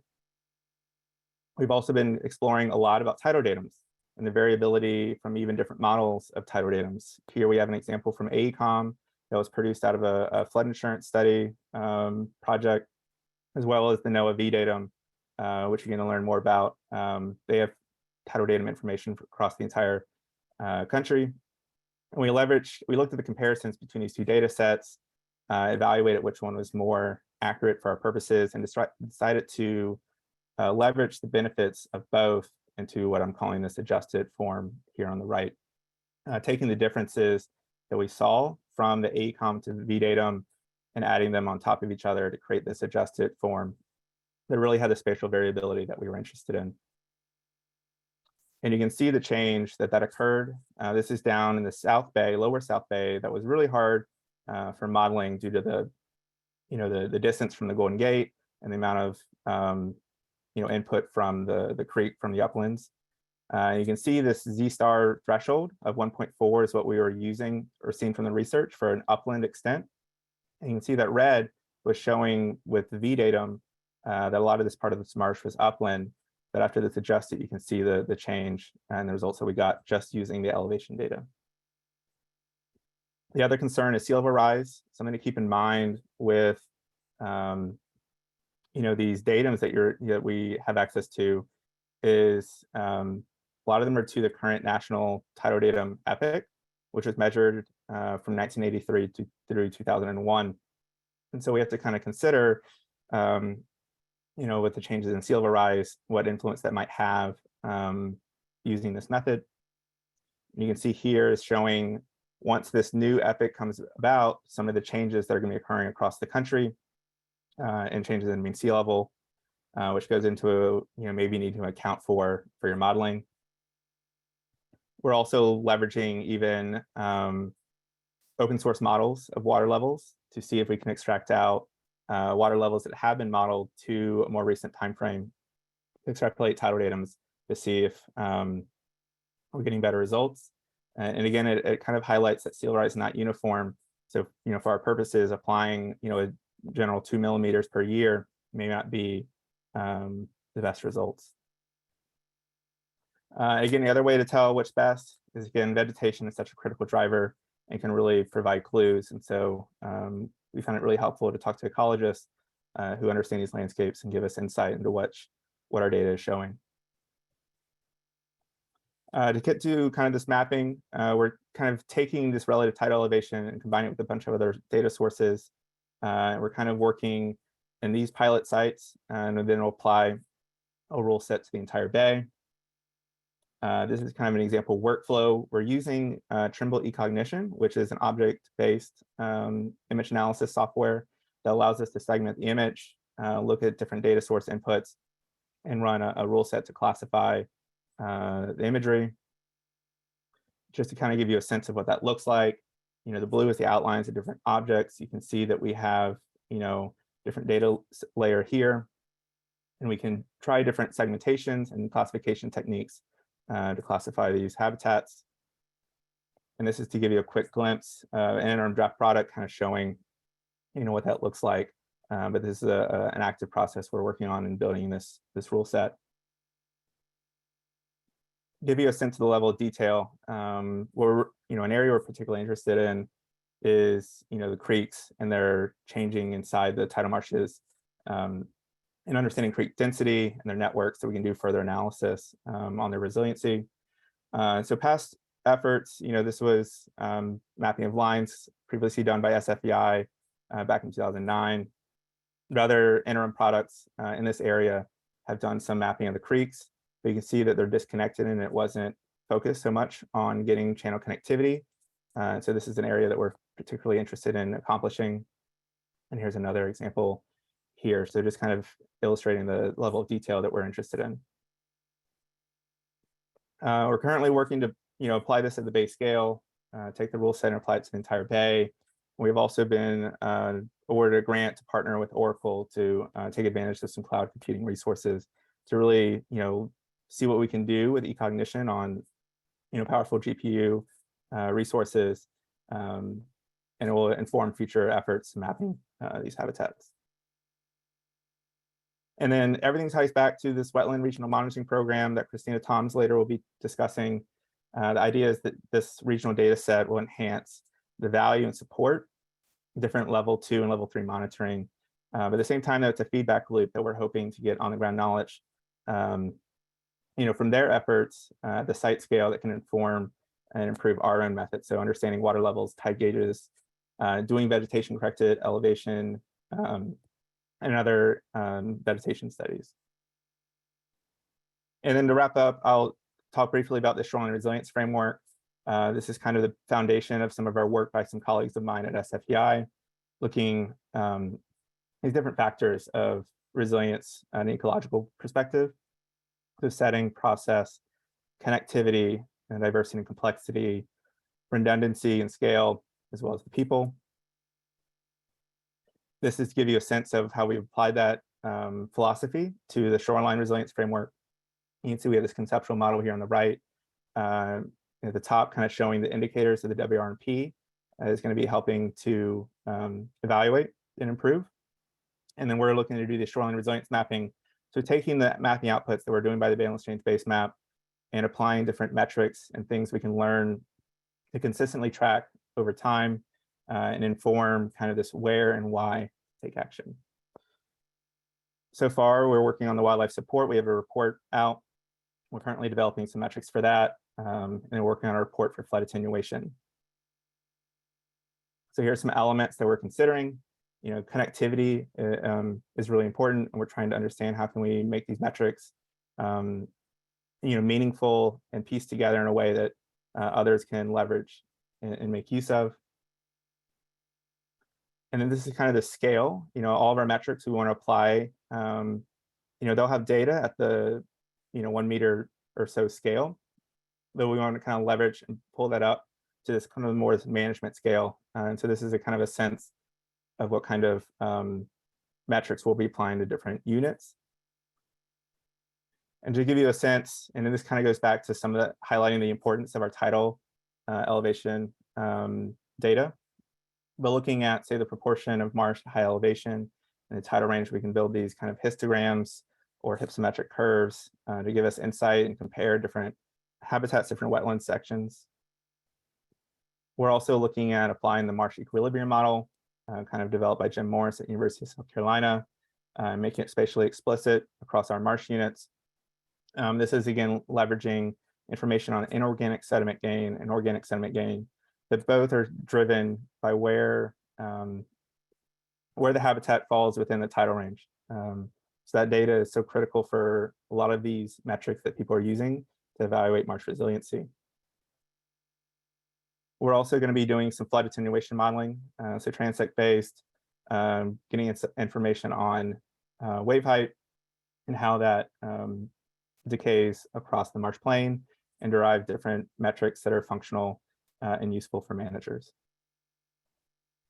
And then lastly, we're interested in connectivity, and this is some modeling that some colleagues of mine have worked on, understanding kind of patches and their connectivity for different specific species of habitat, endangered species, sensitive species, and understanding even if we were to restore certain areas, what's the difference in improvement for the habitat connectivity. And that's all that I have. I'm happy to take questions. Awesome. Thank you so much, Alex. That was really great. That's so much work you all have been doing. If people want to follow up on any of those specific pieces, do they go to the SFEI website, or where can they find? We that? have information on the SFEI website, but feel free to email me. These are products that we're developing right now. And so there may not be a lot of information online, but it will be coming out obviously soon. Thank you. And we're scheduled for a break now, but I thought I would pose the question that we got from Stan at the end of Megan's presentation to all three of you, Alex, Catherine, and Megan, if you want to respond. The question was, given the data challenges and, the challenges in using remote sensing and understanding wetland ecosystems, how important is it that we define resilience? And I might add to that too, is what we're learning through these new technologies impacting that definition or changing it in ways we didn't expect. Yeah, and that's something that we think a lot about. I think we first asked resilience to what, and that could be a different, so it depends on the question. Particularly for this project, the Shoreline Resilience Framework, we're thinking about sea level rise. So piecing together that conceptual model and understanding the processes that sort of drive, these habitats is critical. But then we've been kind of exploring and working with different managers about these metrics and what could be useful for them. This idea of this flood attenuation metric, I think we first were going to sort of evaluate, well, what's the wave height at the back of the marsh? Well, that can mean different things, and can have, that's just a number. But how do we make this meaningful in the context of what the manager is interested in? So what if we reframe that question and we think, okay, this is the width of the marsh right now. What width of marsh is needed to reduce the wave to, a minimal wave height that's not damaging? Or, or what if we do kind of scenario and we say, okay, if there wasn't a marsh here, what would be the difference in wave height? So if it's unvegetated and it's showing signs of drowning, that's resilience. So it's active. It's something that we're working to develop, and we'd like to think of it as a living document that we'll continue exploring and seeing what we're learning from the science and the research. Yeah, thank you for that. Catherine, did you have? Yeah, I agree with what Alex said, resilient to what, because we will see different changes depending upon what those, whether you're talking about climate change, or, sea level rise, storms, and going into the future, those processes are going to change. So the more information that we gather now, the more data that we gather now, the more, information is, I think, hopefully going to help us to produce some of these, the better predictive models. There's a lot of uncertainty involved in all that. I mean, even the base of our models are uncertain, our elevation of our marsh, what is it? What is it really? So a lot of models are built on uncertainty, and the more we improve that, I think is, what's really going to drive this understanding into the future. Yeah, for sure. Megan, did you have a thought? I just wanted to have one little thing to follow up. I think Alex and Catherine answered that question really, really well. But I have to say, with almost every remote sensing project that I do, like halfway through the project, we always come back to the definitions. So like, it really does matter. It's like, what did we mean by a wetland? What did we mean by resilience? What are our classes? What are the remote sensing proxies that match? So like, it's like very, very critical to have good, strong definitions. And sometimes it's really hard to define them if you're not as familiar with remote sensing and how it could, what are those proxies that could capture that? And so like, I've gotten a lot of utility of doing like a small pilot project and just kind of having those conversations and looking at data and thinking, okay, we have this data now. Okay, what is resilience and how are we going to track it with remote sensing? So. Yeah, thank you. And thank you, Stan, for that question. Really thought-provoking. Thank you to Megan, Catherine, and Alex for your presentations for this part of our workshop. We really appreciate it. Really great information. We're going to take a break now for the workshop. We'll come back maybe at 3:05 Eastern. So that's 12:05 here on the West Coast. Take a break, get a drink, check your email, whatever you need to do. Then we'll come back for our second panel of the day and then a wrap up facilitated discussion. So see, 20 minutes. Thanks.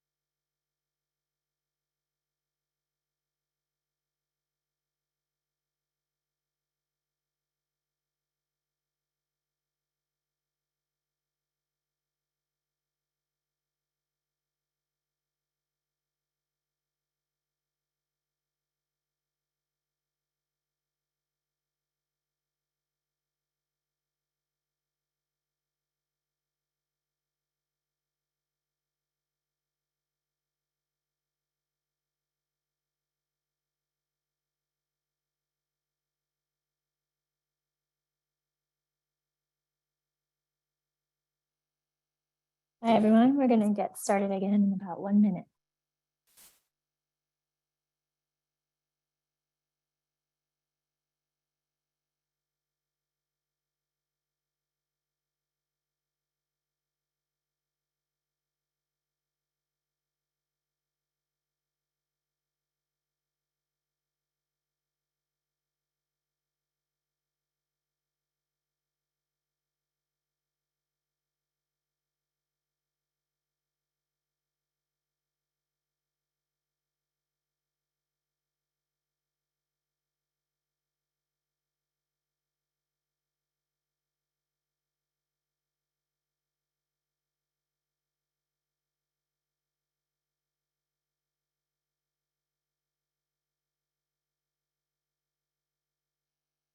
Hey, everyone, welcome back.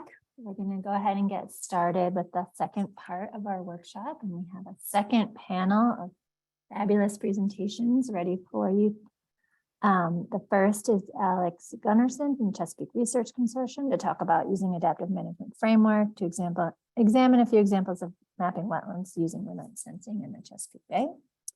Then we'll go to Dr. Owen McKenna from the North Prairie Wildlife Research Center, USGS, to talk about making management relevant sense of recent advances in remote sensing. And we'll finish up with Christina Toms from the San Francisco Bay Regional Water Quality Control Board to talk about wetland regional monitoring program that we heard a little bit about from Alex in the last panel. So looking forward to this panel. Again, you can share your questions in the Q&A box. And I also wanted to point out there that there were a few questions that were answered by our panelists. And you can see that in the answered portion in case you were curious of how of their thoughts on those questions that were raised and that weren't answered live. So you can check that out, but please do type your questions in, use the question and answer box. And if you have thoughts that you want to share in the chat, please do that as well. So on to Alex. Hi, everyone. Good afternoon from Annapolis, Maryland. All right, I'm just going to get my slides set up here. Rebecca, could you please, got it? Okay. Yep. Awesome. Thank you. So thank you everyone for taking some time to listen today. I really appreciate it. So my name is Alex Gunnarsson. I'm an environmental management staffer with Chesapeake Research Consortium, and I work at the Chesapeake Bay Program Office here in Annapolis, Maryland. That's an EPA office, but we're a large partnership of many different organizations, and I'll get into that more in a little bit. But I specifically work with the Scientific Technical Assessment and Reporting Team, also known as STAR. And today I'm just going to give a few examples of how remote sensing is being used to track wetlands in the Chesapeake Bay program. So let's get started. So before I begin, I just want to make it very clear that I'm not a wetlands expert, and I'm not an expert in remote sensing techniques for mapping wetlands either. And the reason why I'm here is because I am trying to spread awareness about the projects and research going on in the Chesapeake Bay program by my colleagues, and I want to bring that to a national audience and a global audience. And so by sharing some of the examples of how remote sensing is being used in the Chesapeake Bay context, I hope to foster interregional learning, amplify the work of these partners, and facilitate connections between the authors I note and some of you all. And with that in mind, if you have any questions or comments or want to be put in contact with some of the project authors that I note, please feel free to shoot me a message so that way I can get back to you and share some resources or possibly make a connection with these different project teams. And I also want to note that these are not exhaustive examples that I'm providing, just a few to illustrate some of the different points and some of the different types of work going on here.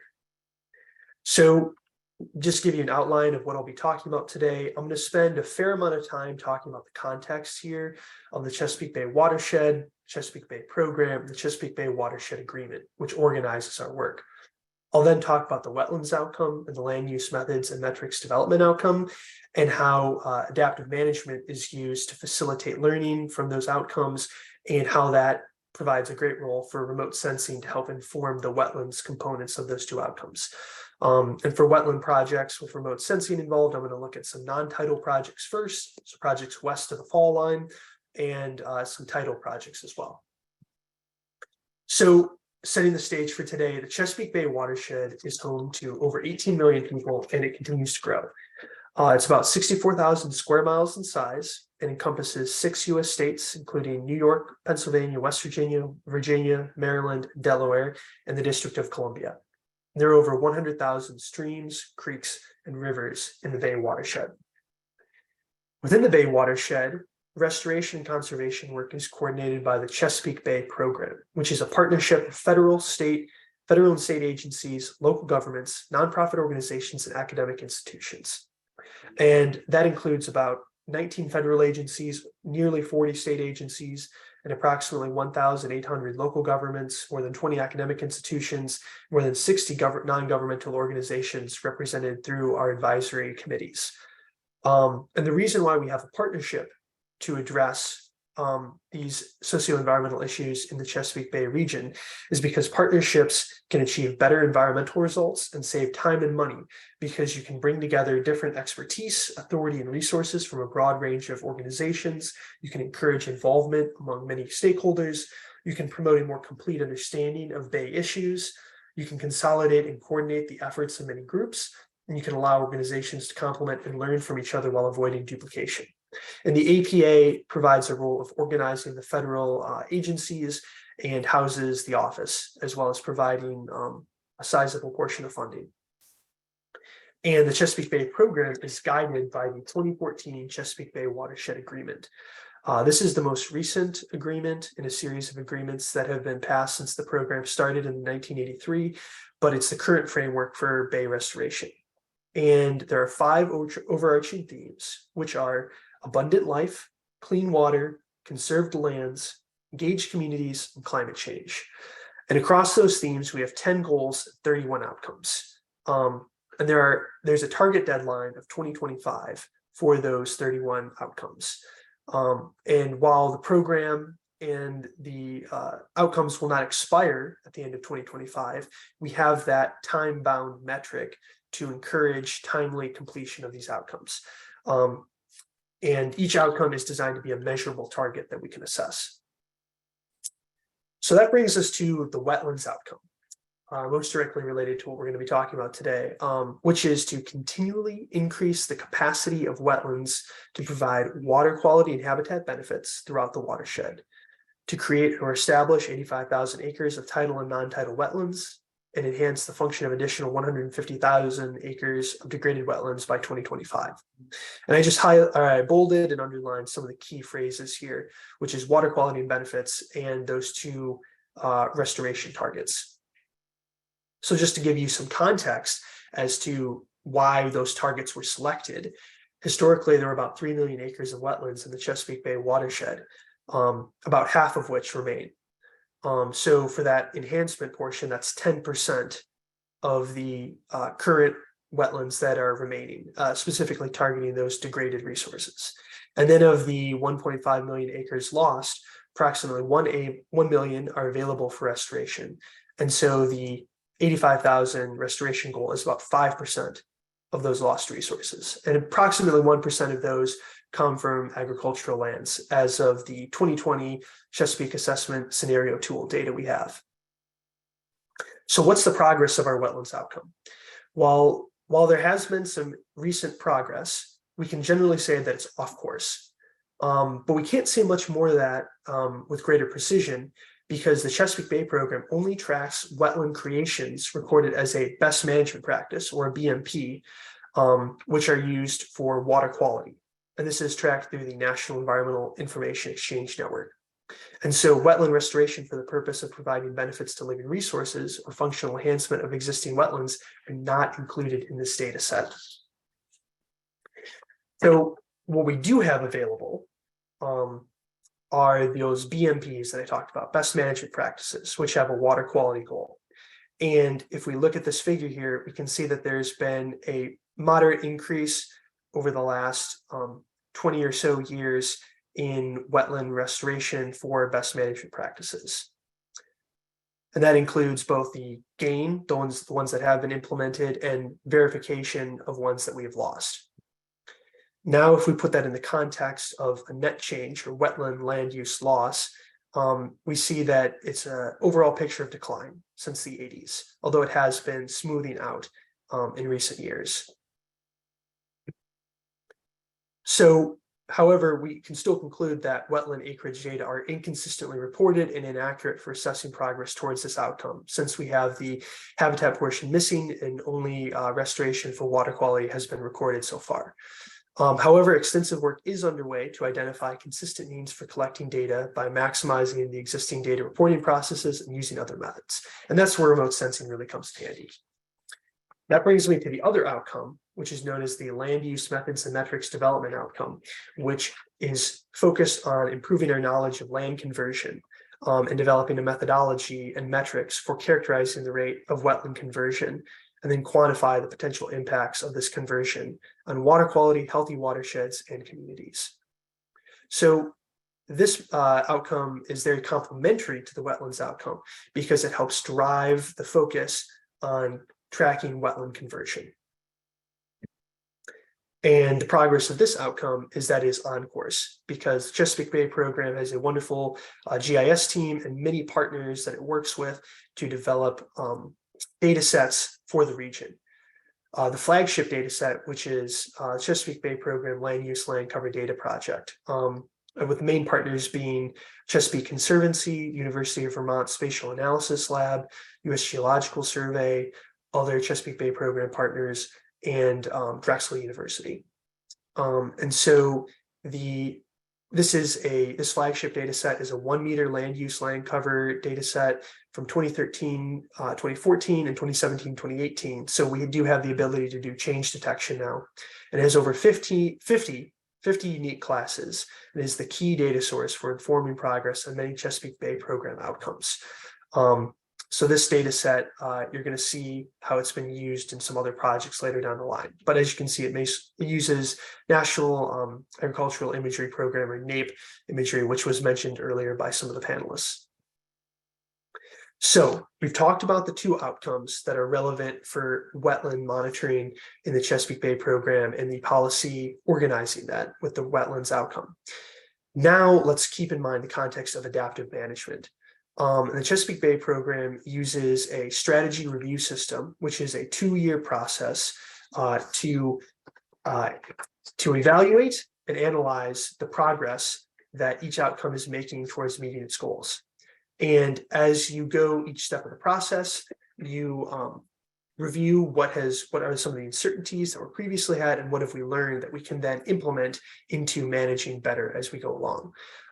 And so as part of this strategy review system process, we have a few different documents and materials that each outcome produces. That includes the management strategy, the narrative analysis, the logic and action plan, and the quarterly progress meeting, the Chesapeake Bay Program Management Board.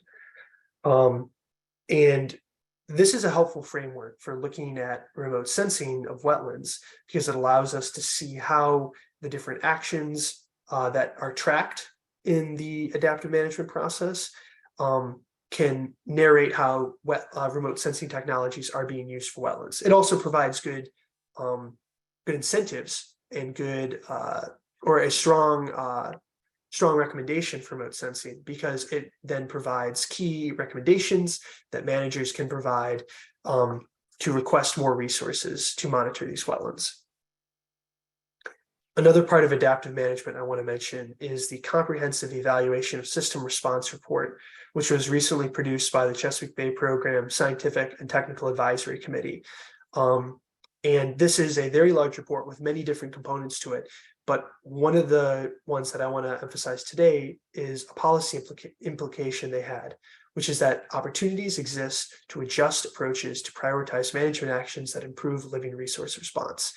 And so what does this mean for wetlands? It means that wetlands are critical for the living resource goals of the Chesapeake Bay program, and that based on earlier identified adaptive management needs, Chesapeake Bay program needs higher spatial and temporal resolution monitoring and modeling of wetlands, namely through remote sensing.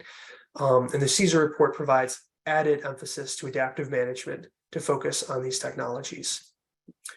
So one of the major challenges that have been identified throughout the adaptive management process by the wetlands outcome, as well as the land use methods and metrics outcome, is the outdated status of the national wetlands inventory, especially for the non-tidal areas of the Chesapeake Bay program or the Chesapeake Bay watershed.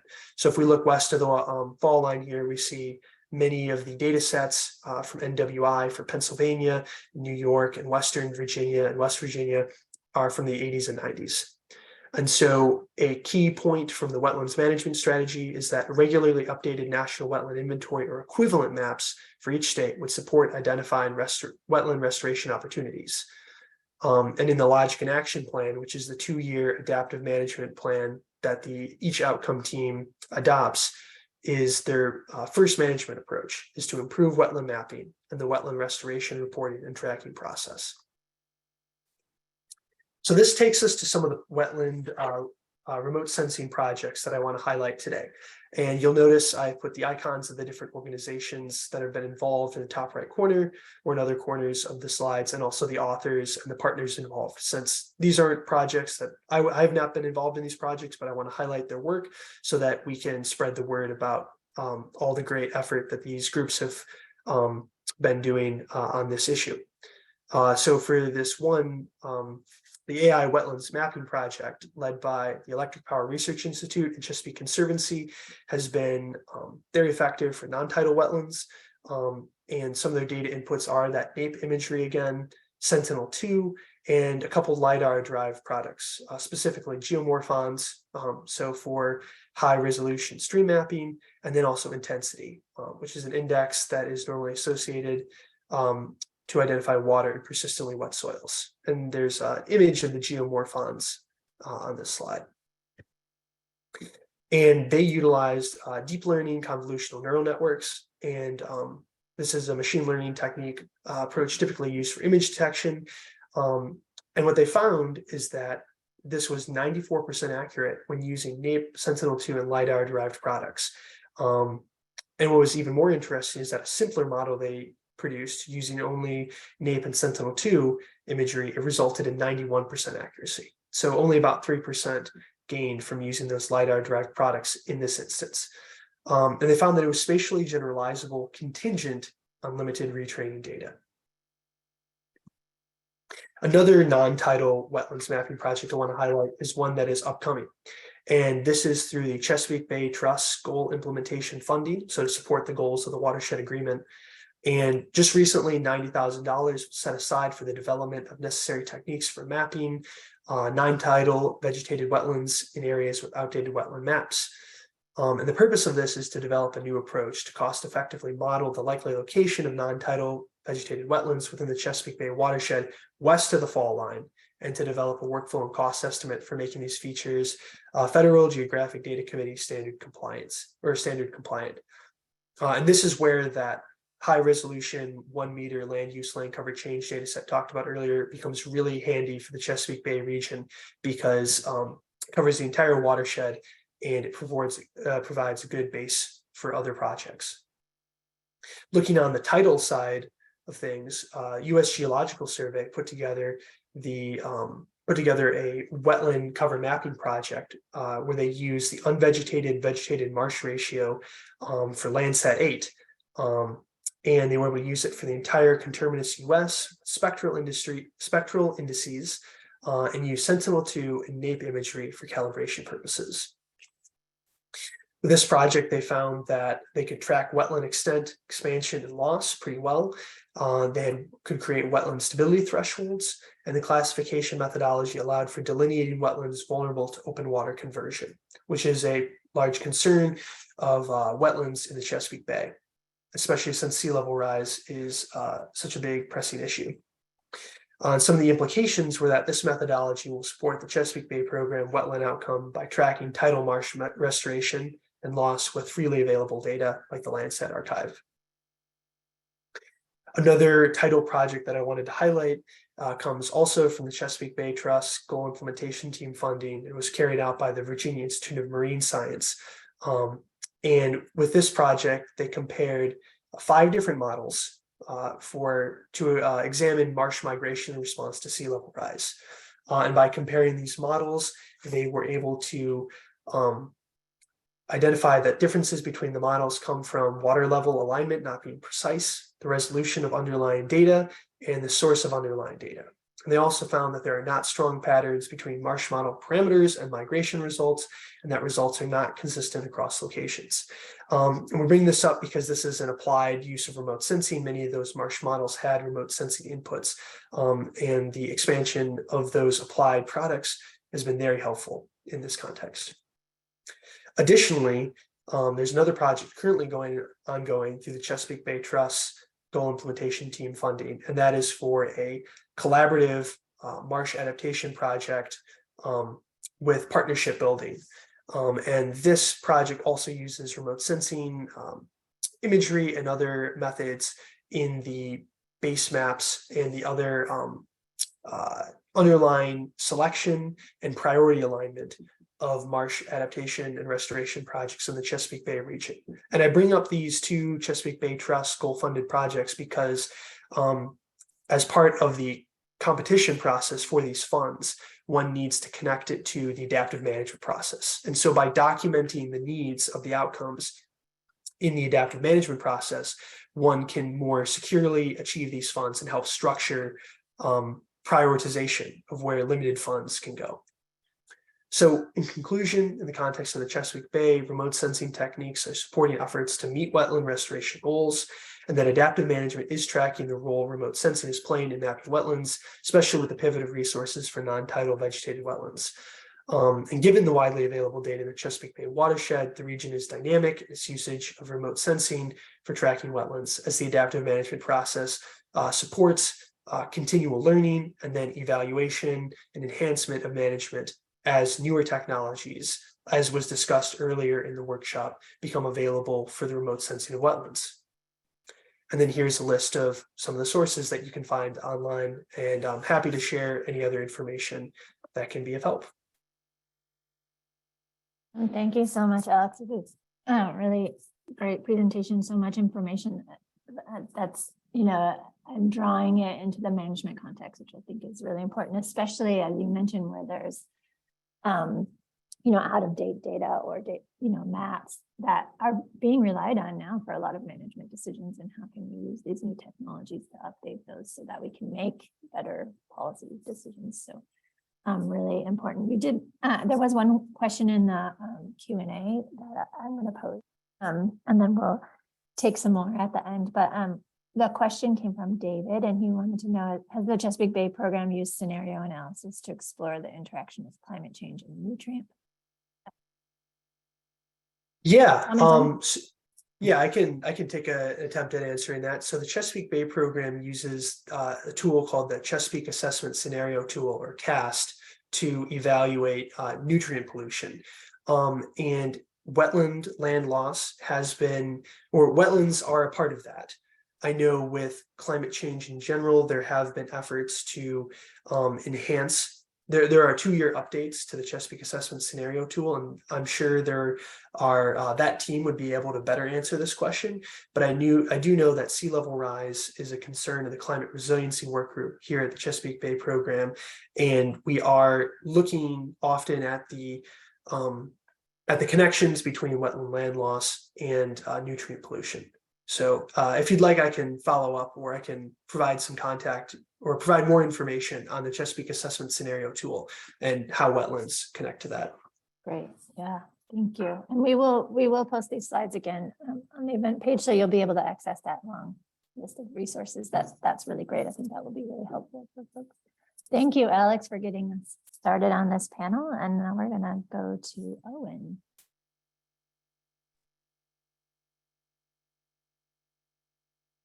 Thanks. Let's see if I can share my screen here.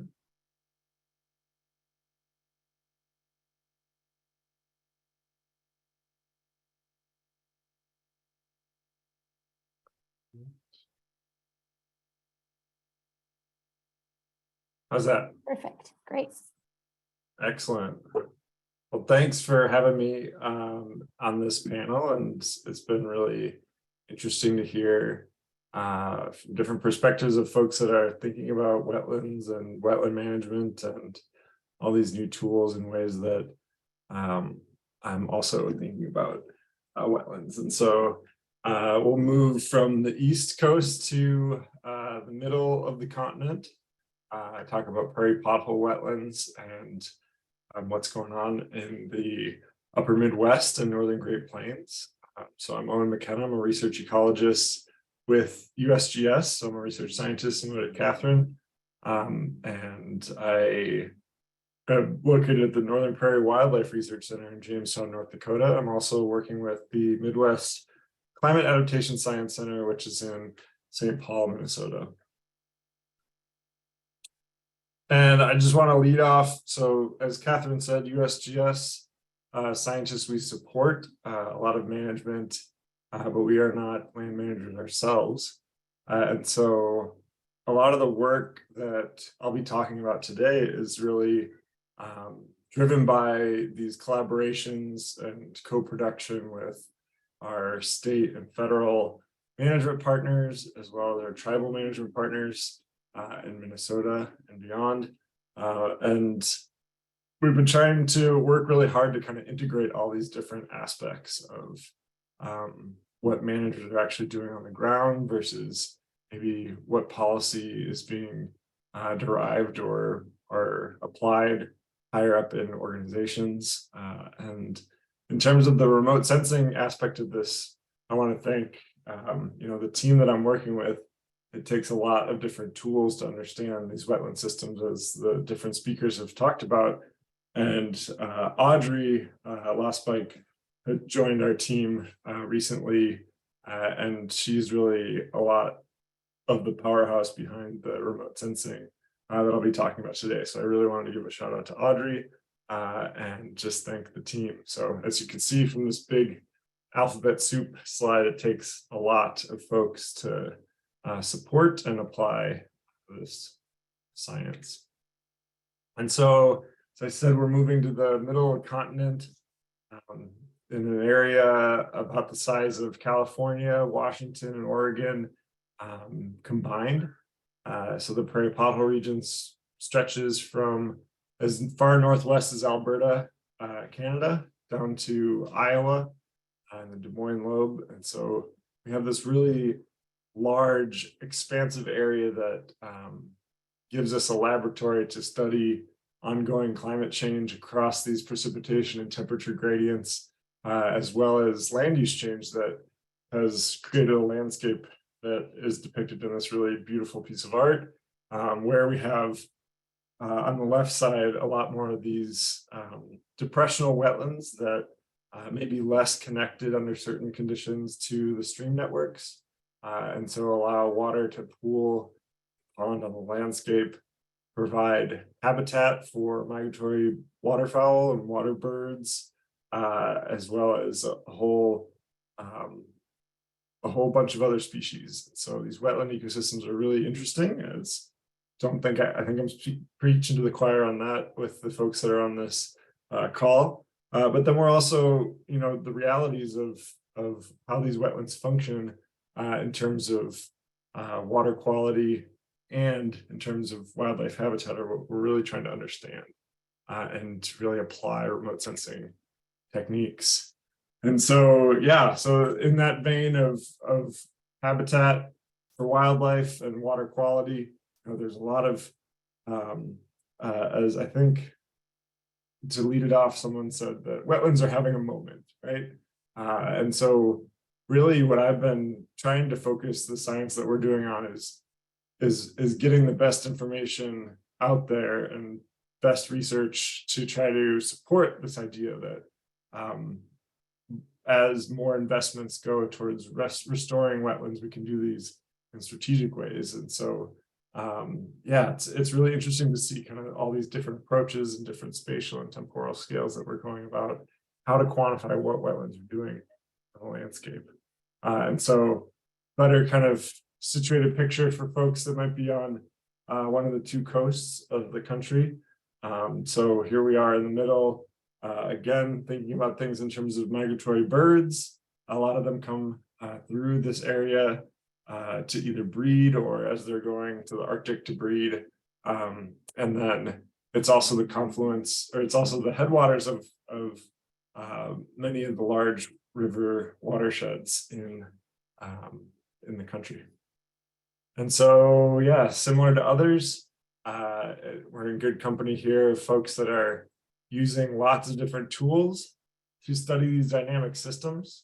And we are similar. So we, on the left side of here, we can see we're using wetland ecosystem monitoring that was really driven by trying to understand these ecosystems in support of migratory waterfowl habitat research back in the 1960s. And then since then, bring on multiple decades of hydrology and climate data, along with the biology, we're starting to build these process-based mechanistic models to understand how those different drivers influence the surface water dynamics of the wetlands. And then this is also touched on by some, is trying to understand how to plug these models in that might have high parameters and are hard to kind of apply simultaneously to all the millions of wetland basins across the landscape. And so that's where we're really trying to understand, you know, in areas where we don't have multiple decades of long-term monitoring, how can remote sensing help us to parameterize our model, but also to validate our model. So I'll kind of walk you through some examples of how we're using this approach and some nice case studies with real management application. So yeah, I said the importance of long-term monitoring. So long-term monitoring takes a lot of creativity. It takes a lot of big investment to say that we're going to go out and measure water levels and plants and bugs and birds every year in a similar fashion, year in and year out for multiple decades. But in our area, this long-term study site, the Cottonwood Lake research area or study area, we've seen that it really pays off in these areas that are, these systems that are very sensitive to changes in climate. We can understand how going from a, you know, in the 70s and early 80s, you have this wetland basin that sort of the textbooks were written about, the Hemi Marsh with an open water area in the middle and some emergent vegetation around the edge. And then you get into a drought period where that completely dries out. And then since 1993, we've been in this extremely wet period where these wetlands are, these semi-permanent wetlands are operating more like lakes. And so we're able to kind of track that change over time and then use what we understand from the monitoring to develop these process-based models. And so that's something that I was part of the team to develop a simulation model for individual wetland basins when I first came in about 2016 to USGS. And so we've been able to explore different climate and land use change questions at different scales using the pothole hydrology link system simulator. And one of those applications that's really brings in this remote sensing here is on this figure. You'll see the 3 different lines through time. So from about 1998 through 2018, we're teaming up with Fish and Wildlife Service, who does this 4 square mile survey. So they have these 2 mile by 2 mile plots all along the landscape in the US portion of the prairie pothole region. And they take repeat aerial imagery as well as on the ground brood surveys to try to estimate how relationships between water levels in wetlands, where they are in the landscape, and how productive they are in terms of breeding waterfowl. And so we're taking remotely sensed data and then again trying to parameterize with LiDAR and other sources these wetland basins in a model, and then use that local precip and temp data to then simulate these water levels. And we're doing pretty good, and we're trying to now kind of find ways again to move from these individual basins to the larger landscape level to try to support, you know, these models that Fish and Wildlife Service use to figure out how to allocate resources like duck stamp dollars.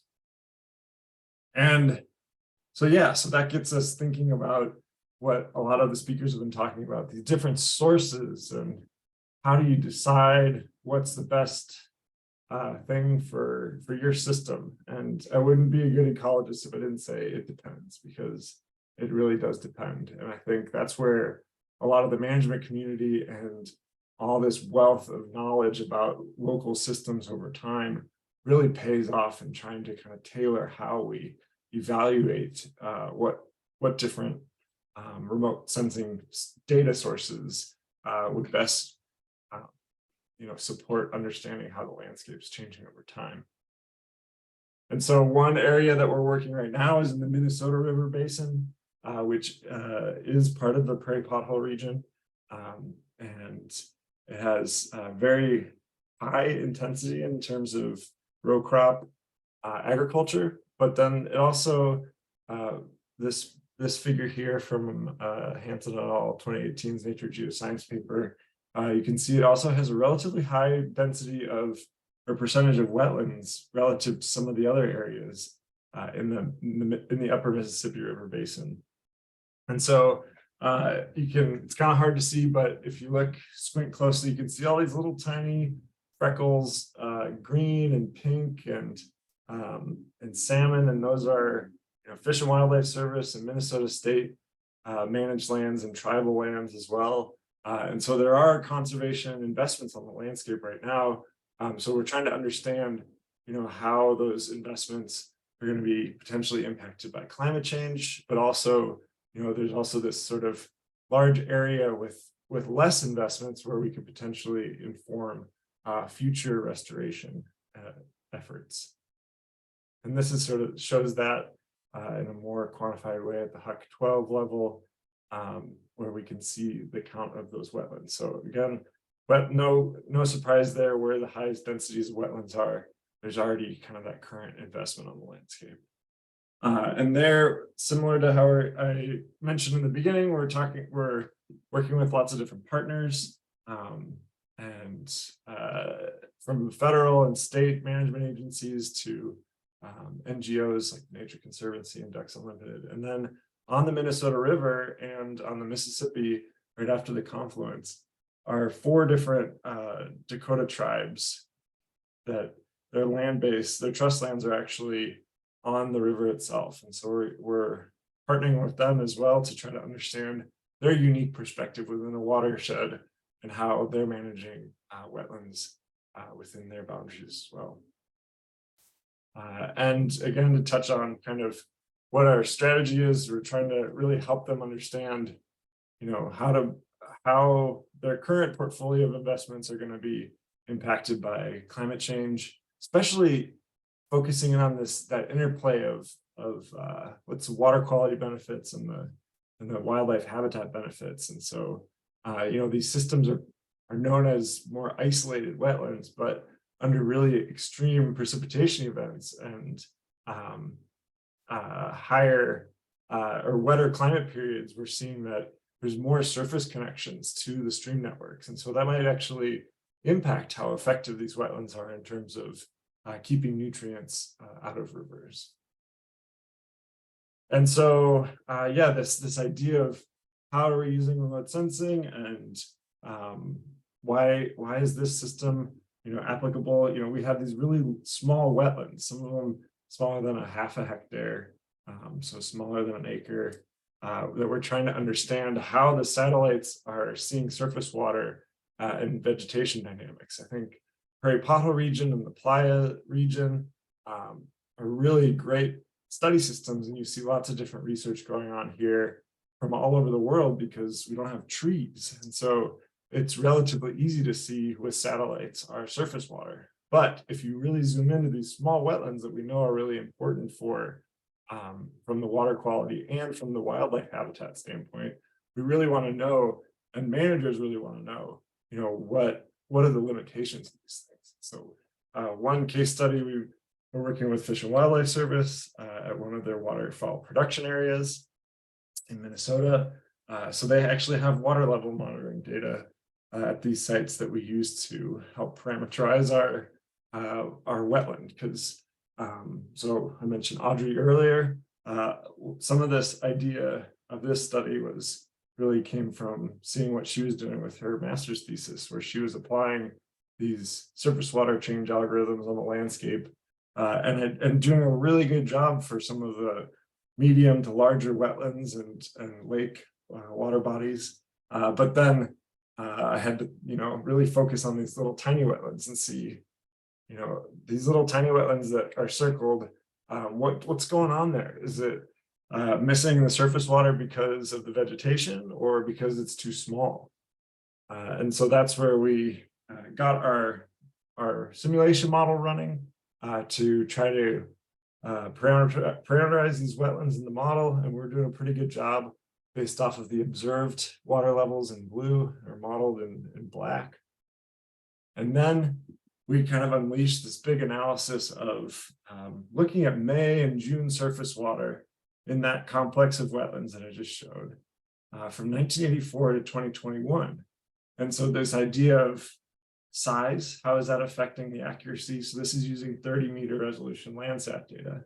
And essentially, you can see on the left panel are the larger wetlands bigger than 2 hectares. So you have a really nice relationship, tight relationship between a remote sense predicted area versus the hydrology model predicted surface water area. But it's off that 1-to-1 line. So that means that remote sensing is still under predicting how much water is on the landscape. And then if you unpack that into the medium and small wetlands, you can see that relationship gets even messier and messier. So definitely finding that some evidence that the smaller you get, there's going to be some limitations to this 30-meter resolution approach. And then we started unpacking too of some of these off-the-shelf products are stitching together Landsat imagery, but some of them maybe have missing data. There's all these sorts of behind-the-scenes considerations that we're also trying to help the managers understand. When they're given a product, what are those things that they should be looking out for? And so we're also evaluating that these are all different years with different numbers of images from Landsat. And so that could potentially be impacting the accuracy as well. And then this is this part of the story of, well, okay, size is affecting accuracy, but how's vegetation affecting accuracy? And so we use the NAPE imagery that others have been talking about. So higher resolution aerial imagery, and did a similar surface water extent mapping and compared it to the hydrology model. And we found that, when we just were looking at that open water area, and we weren't including what we knew as emergent vegetation, we're still under predicting with that NAPE imagery. But we add in the open water plus the emergent vegetation. Now we're really nailing the accuracy in terms of using remote sensing to map water that we're also modeling on the ground. And then one last takeaway, we think a lot about these changes in climate and how the accuracy may change over time.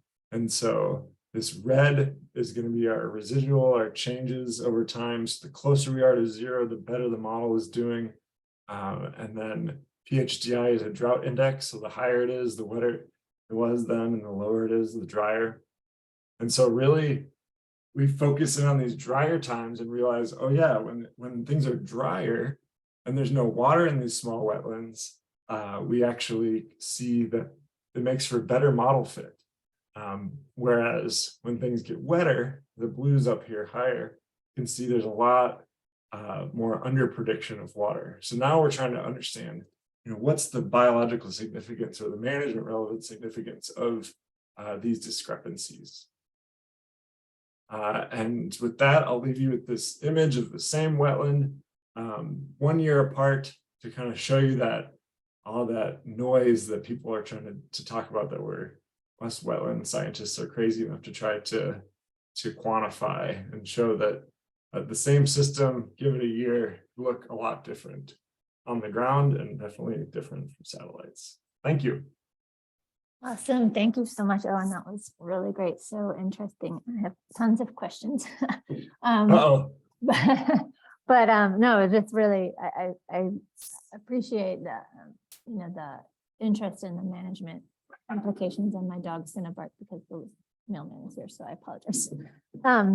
But I don't know how much you can talk about this, but I just was thinking at sort of the end, like what, have you had a lot of interaction with local government and their land use authority, especially for some of these smaller wetlands that are so important on the landscape but aren't necessarily covered by federal or in many states, state regulations?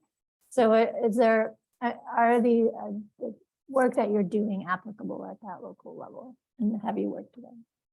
Sure, yeah, no, I think, I mean, I think building these spatial tools and bringing in satellite, especially satellite and different remote sensing technologies, kind of breaks down the barriers of private and public land. And we are with this Climate Adaptation Science Center funded project. We're working with different state agencies in Minnesota, and Minnesota is very rich with state agencies, especially compared to North Dakota. And so we're learning a lot about, what we thought was who was in charge of what, and working with these board of water supervisors, so Bowser, and trying to really, drill down to that local level. And I think it's something where we're also trying to kind of develop the science at a higher level too.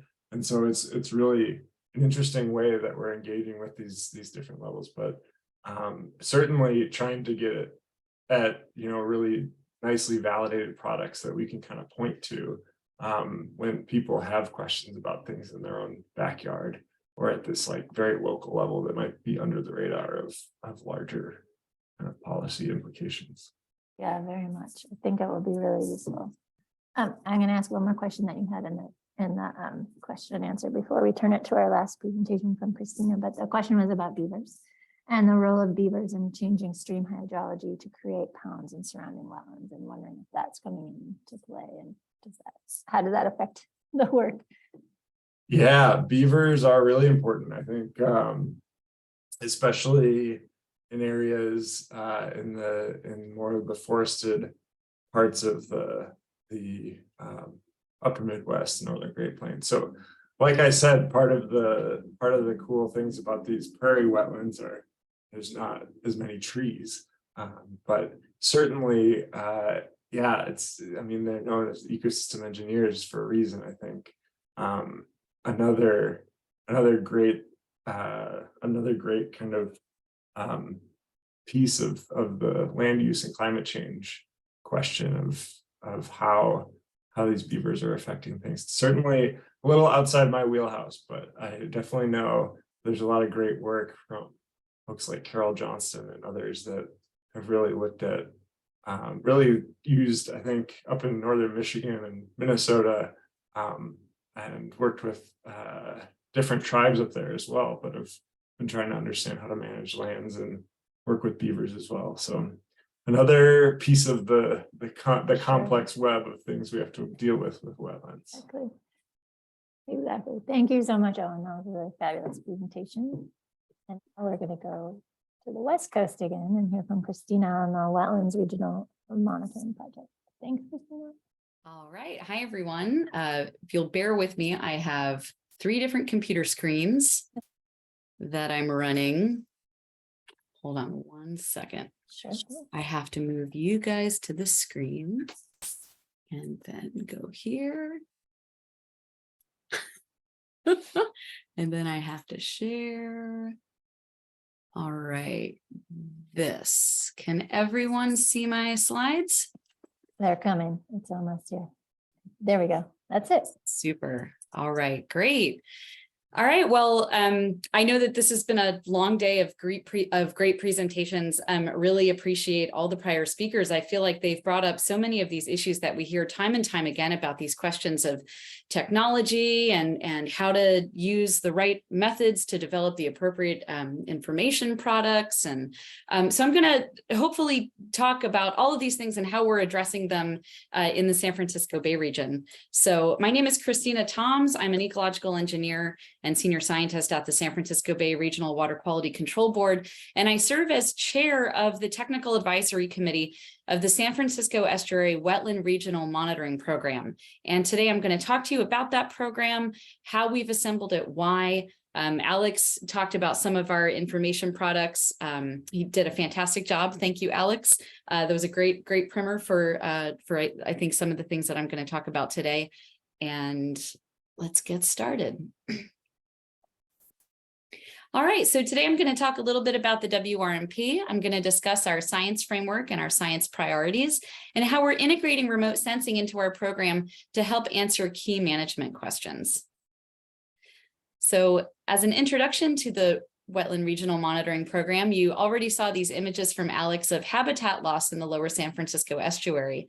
Essentially, when we first had some mapping done in the Bay region in 1800, thanks to the T-sheets and related materials, the estuary used to support almost 200,000 acres of tidal marshes, ranging from fresher and brackish marshes in Sassoon Bay and Sassoon Marsh here in the upper portion of the lower estuary, and ranging down to other brackish marshes and salt marshes throughout the lower estuary. So we had about 190,000 acres of tidal wetlands, 51,000 acres of tidal mudflats, that's that brown color that you see here, and about 2,000 acres of natural salt ponds, that's that blue color that you see here. And those were natural impoundments that were largely created by wave action across the considerable fetch of the South Bay. Thanks to Western colonization, by the time we did repeat mapping in the early 2000s, we had about 90,000 acres of developed and agricultural lands, 52,000 acres of diked wetlands. That's that yellow color that you see here, primarily in Sassoon Marsh. Those are mostly duck clubs, so they're marshes that are managed for duck hunting. 38,000 acres of tidal wetlands, again, that green color, very limited distribution compared to the 1800s. 38,000 acres of artificial salt ponds, largely concentrated in the South Bay and lower South Bay, and 31,000 acres of tidal mudflats. Again, that brown color that you see around the bayward edges of the estuary. So to address the loss of roughly 90% of the tidal wetlands in the region, we've supported a number of regional habitat recovery strategies. Some of those are pictured here. They range from the recovery plan for tidal marsh ecosystems developed by U.S. Fish and Wildlife Service. We have the Baylands Ecosystem Habitat Goals reports, which were first developed in 1999 and then updated in 2015 to address climate change. Those documents call for the recovery of 100,000 acres of tidal wetlands in the estuary, so roughly half of what the estuary used to historically support. This is here in the upper right, this is the Sediment for Survival report. Alex mentioned this. This is a strategy for how to get enough sediment to the region's tidal wetlands so that they can keep pace with rising sea levels, and in our restoration projects actually achieve and maintain tidal wetland elevations. We also have documents like New Life for Eroding Shorelines. This looks at the natural shorelines of the bay, marsh edges and beaches, how those systems can be enhanced to improve the resilience of both the region's built and natural communities. And then we also have the San Francisco Bay Shoreline Adaptation Atlas. And I'm happy to send out links to all of these resources. I'm going to talk about the atlas a little bit later on in the discussion, but this is basically a report that broke down the entire estuary into 30 what we call operational landscape units that are larger than a city and smaller than a county, but they're based on natural processes, and they provide a really cost-effective and efficient way for addressing sea level rise adaptation planning across multiple jurisdictions.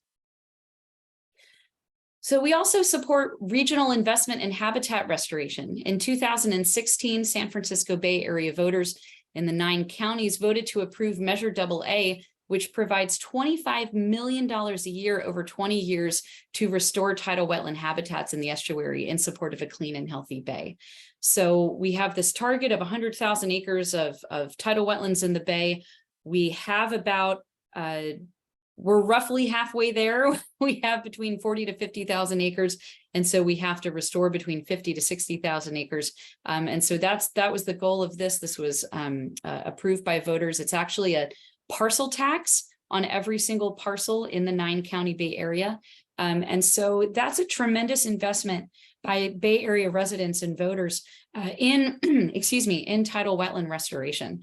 This is really significant, and it's really imperative upon us to demonstrate that those dollars are being used wisely, that they're being used effectively, and that they're really accomplishing restoration at scale. Meanwhile, we also have a regional need to address climate change. The effects of climate change, like rising sea levels, more extreme storms, they don't stop at political boundaries. So this is particularly a threat to the region's tidal wetlands, where we have so much of a urbanized edge to the San Francisco estuary, where we have either revetments or riprap or seawalls, and tidal wetlands can get squeezed between rising sea levels and that hard infrastructure, or they can drown and subside without adequate sediment to keep pace with rising sea levels. This is a graphic that kind of shows these different outcomes depending on whether or not you have steep or gentle slopes and high or low sediment supplies. So where we have high sediment supplies and gentle slopes, our wetlands can transgress over adjacent uplands, they can accrete, and they can even prograde out into the open bay. Where that sediment supply is low, but the slopes are still gentle, our tidal wetlands can still transgress over our adjacent uplands, but often we can find retreat in the form of coastal erosion and these steep scarps that are formed by the impacts of wave action with inadequate sediment to maintain that ramp edge. Where we have steep slopes and high sediment supply, we can still maintain that adequate accretion and progradation. But where we have steep slopes and low sediment supplies, then we see coastal squeeze and we see retreat from the scarp. So these are real regional problems that we have to address.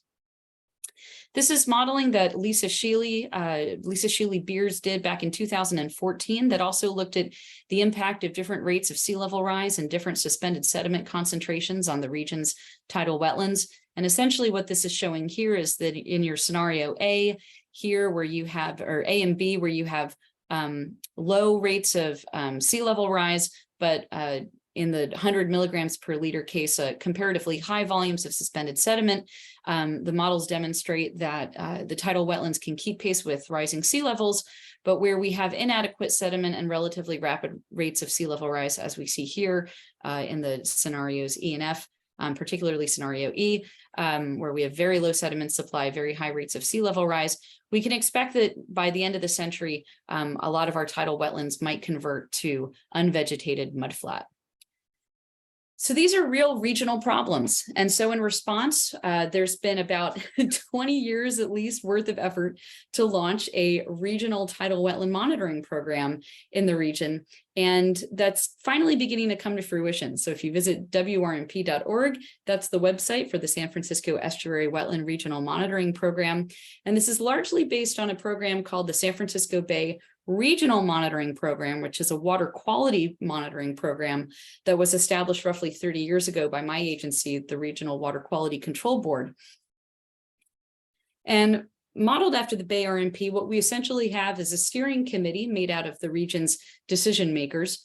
So these are tidal wetland stakeholders that are project funders, such as the Coastal Conservancy, the US EPA, Ducks Unlimited, our regulatory agencies such as the Army Corps of Engineers, my agency, the San Francisco Bay Conservation and Development Commission, California Department of Fish and Wildlife, U.S. Fish and Wildlife Service, National Marine Fisheries Service, and then a technical advisory committee composed of representatives from those same stakeholders that are funders and project funders and regulators, but also technical experts. So a lot of research institutions, a lot of local universities, UC Berkeley, San Francisco State, UC Davis. We have organizations such as the San Francisco Estuary Institute that Alex works for, they're represented. The San Francisco Bay National Estuarine Research Reserve. And essentially, with the steering committee, whereas the steering committee makes decisions about program finance and administration and governance, the technical advisory committee makes decisions about program science. And so I run the TAC, and it's really, really rewarding. I get to work with basically all of the estuary's top scientists, and we have a really good time. The overall program goals are to assess the influence of landscape scale drivers such as climate change and watershed management, assess the influence of those drivers on tidal wetlands across multiple spatial and temporal scales. We want to develop a consistent approach for implementing and contextualizing the monitoring for tidal wetland restoration projects that is typically required by regulatory agencies.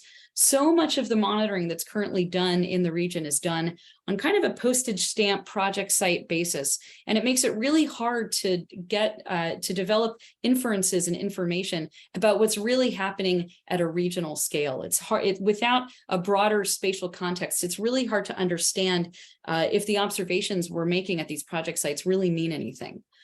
So that's something that we're really trying to correct with this program.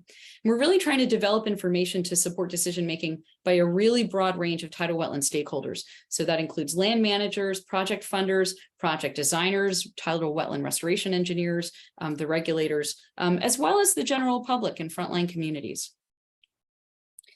So I'm going to talk a little bit about our science framework. It's based on the Wetland and Riparian Area Monitoring Program framework that was established by US EPA and utilized by the California Water Quality Monitoring Council.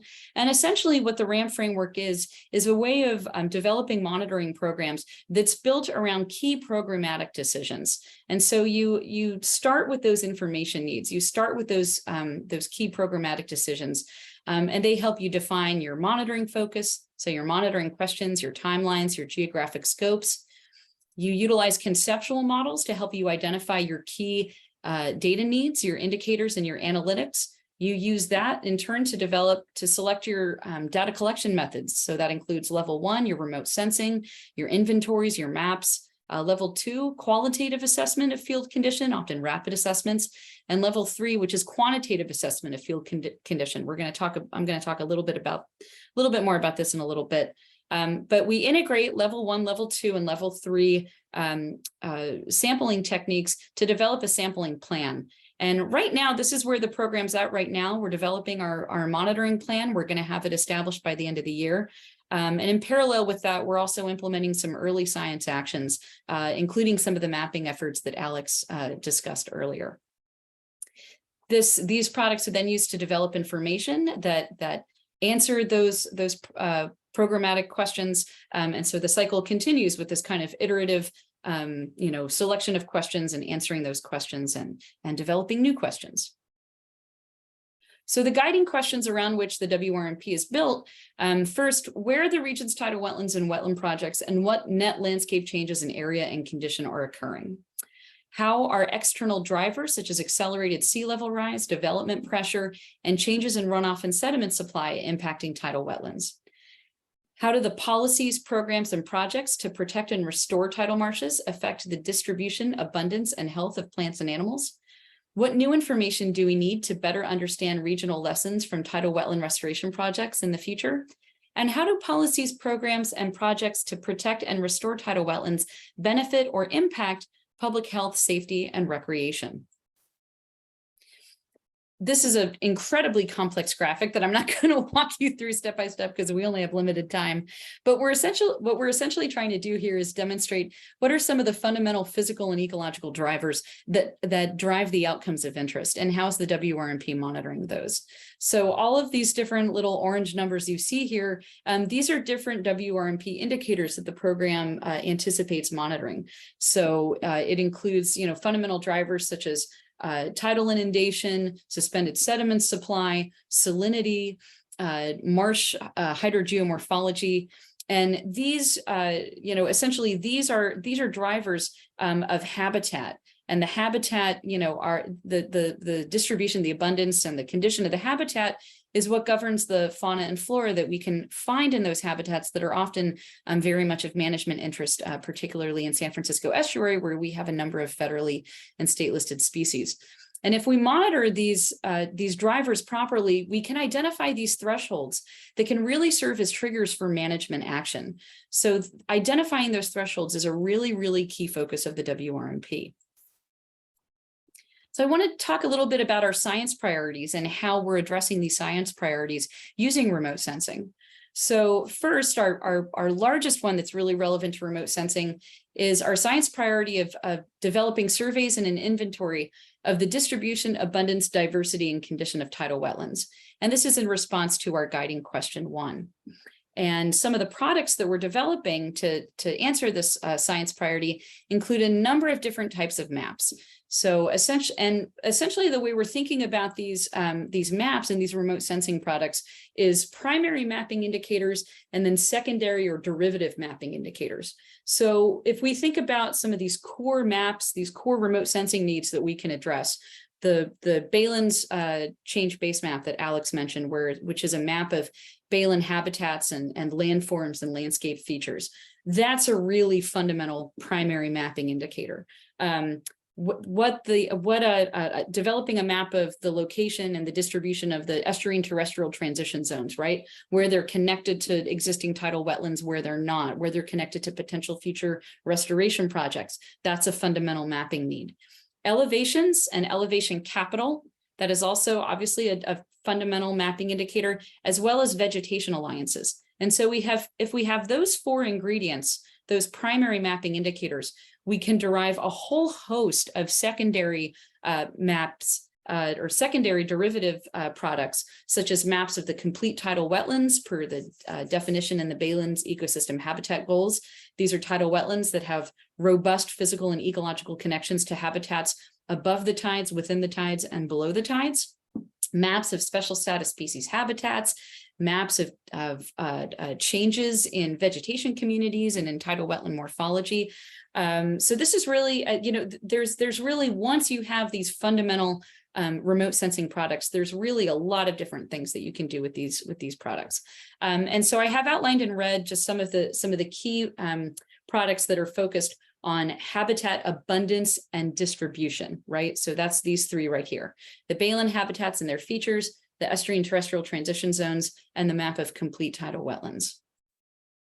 Again, I just want to give another shout out to Alex and his team for their tremendous work on this Baelen's change base map. We're really looking forward to having this map by the end of the year. This SOP is going to allow us to do repeatable mapping where we'll have accurate change detection and a really clear sense of how our Baelens are changing.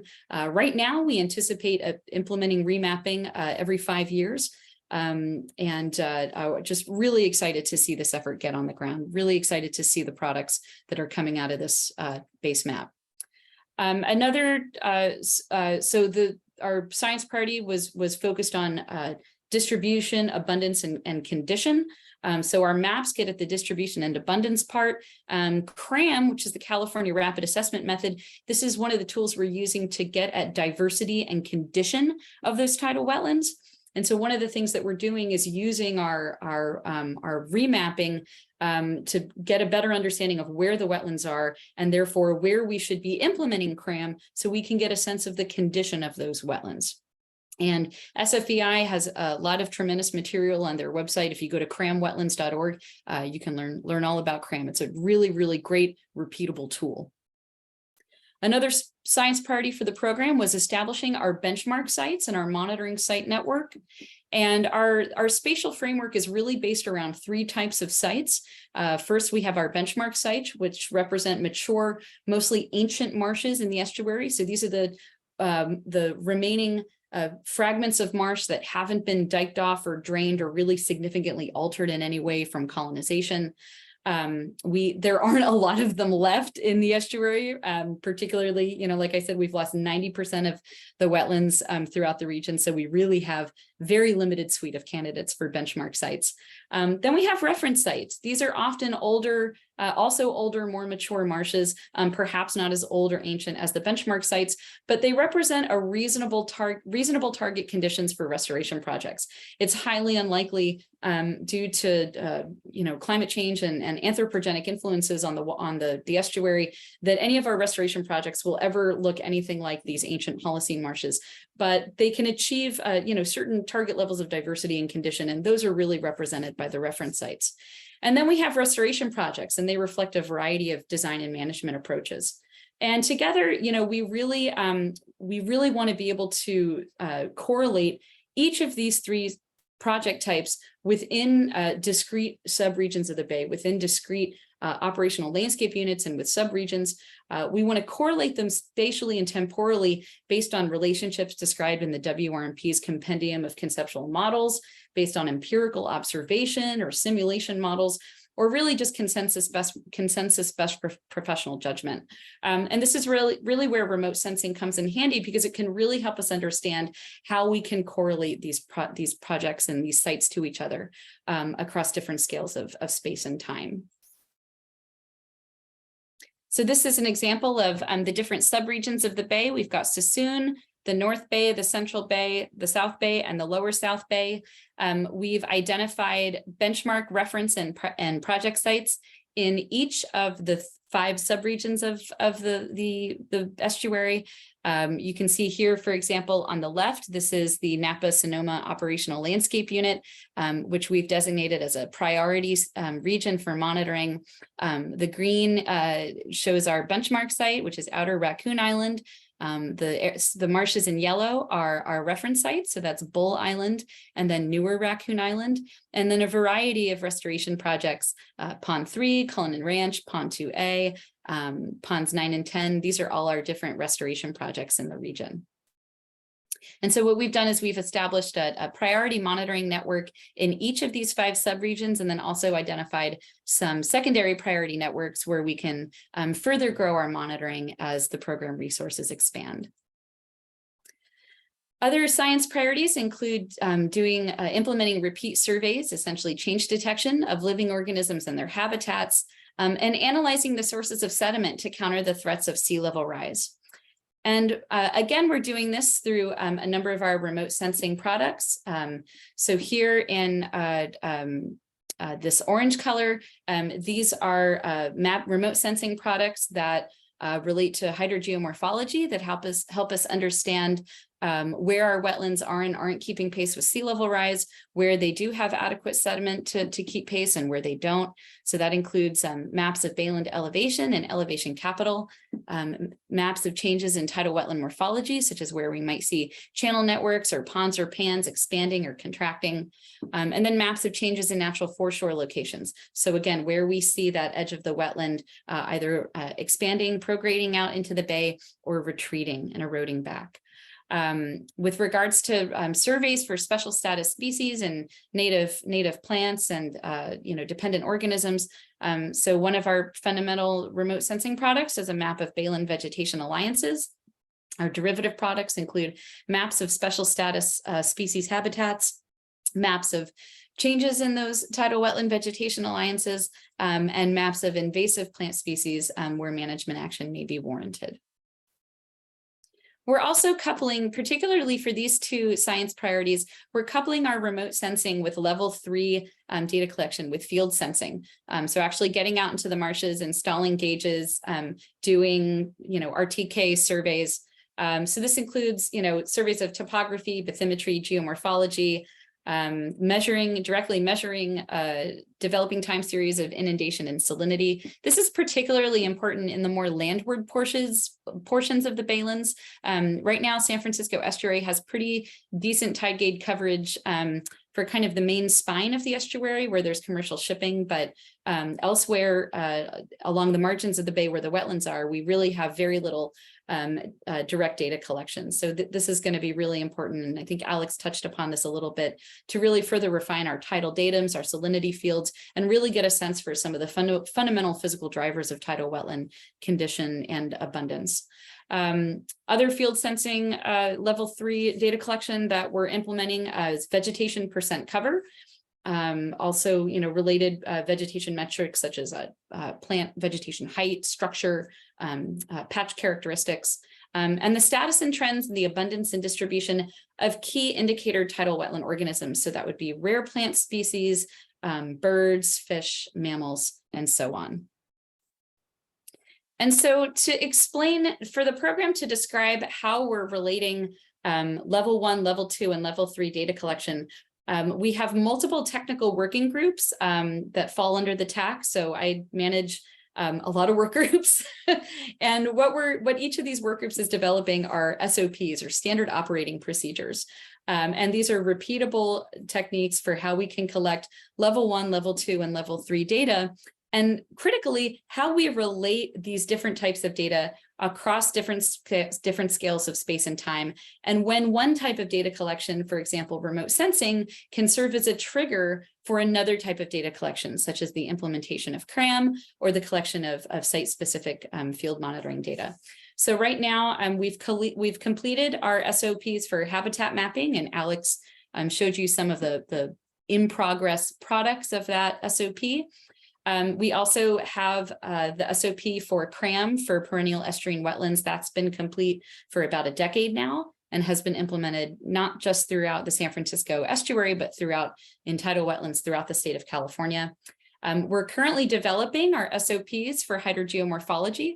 So that includes remote sensing and field sensing ways of measuring water surface elevation, salinity, topography, geomorphology, and sediment supply.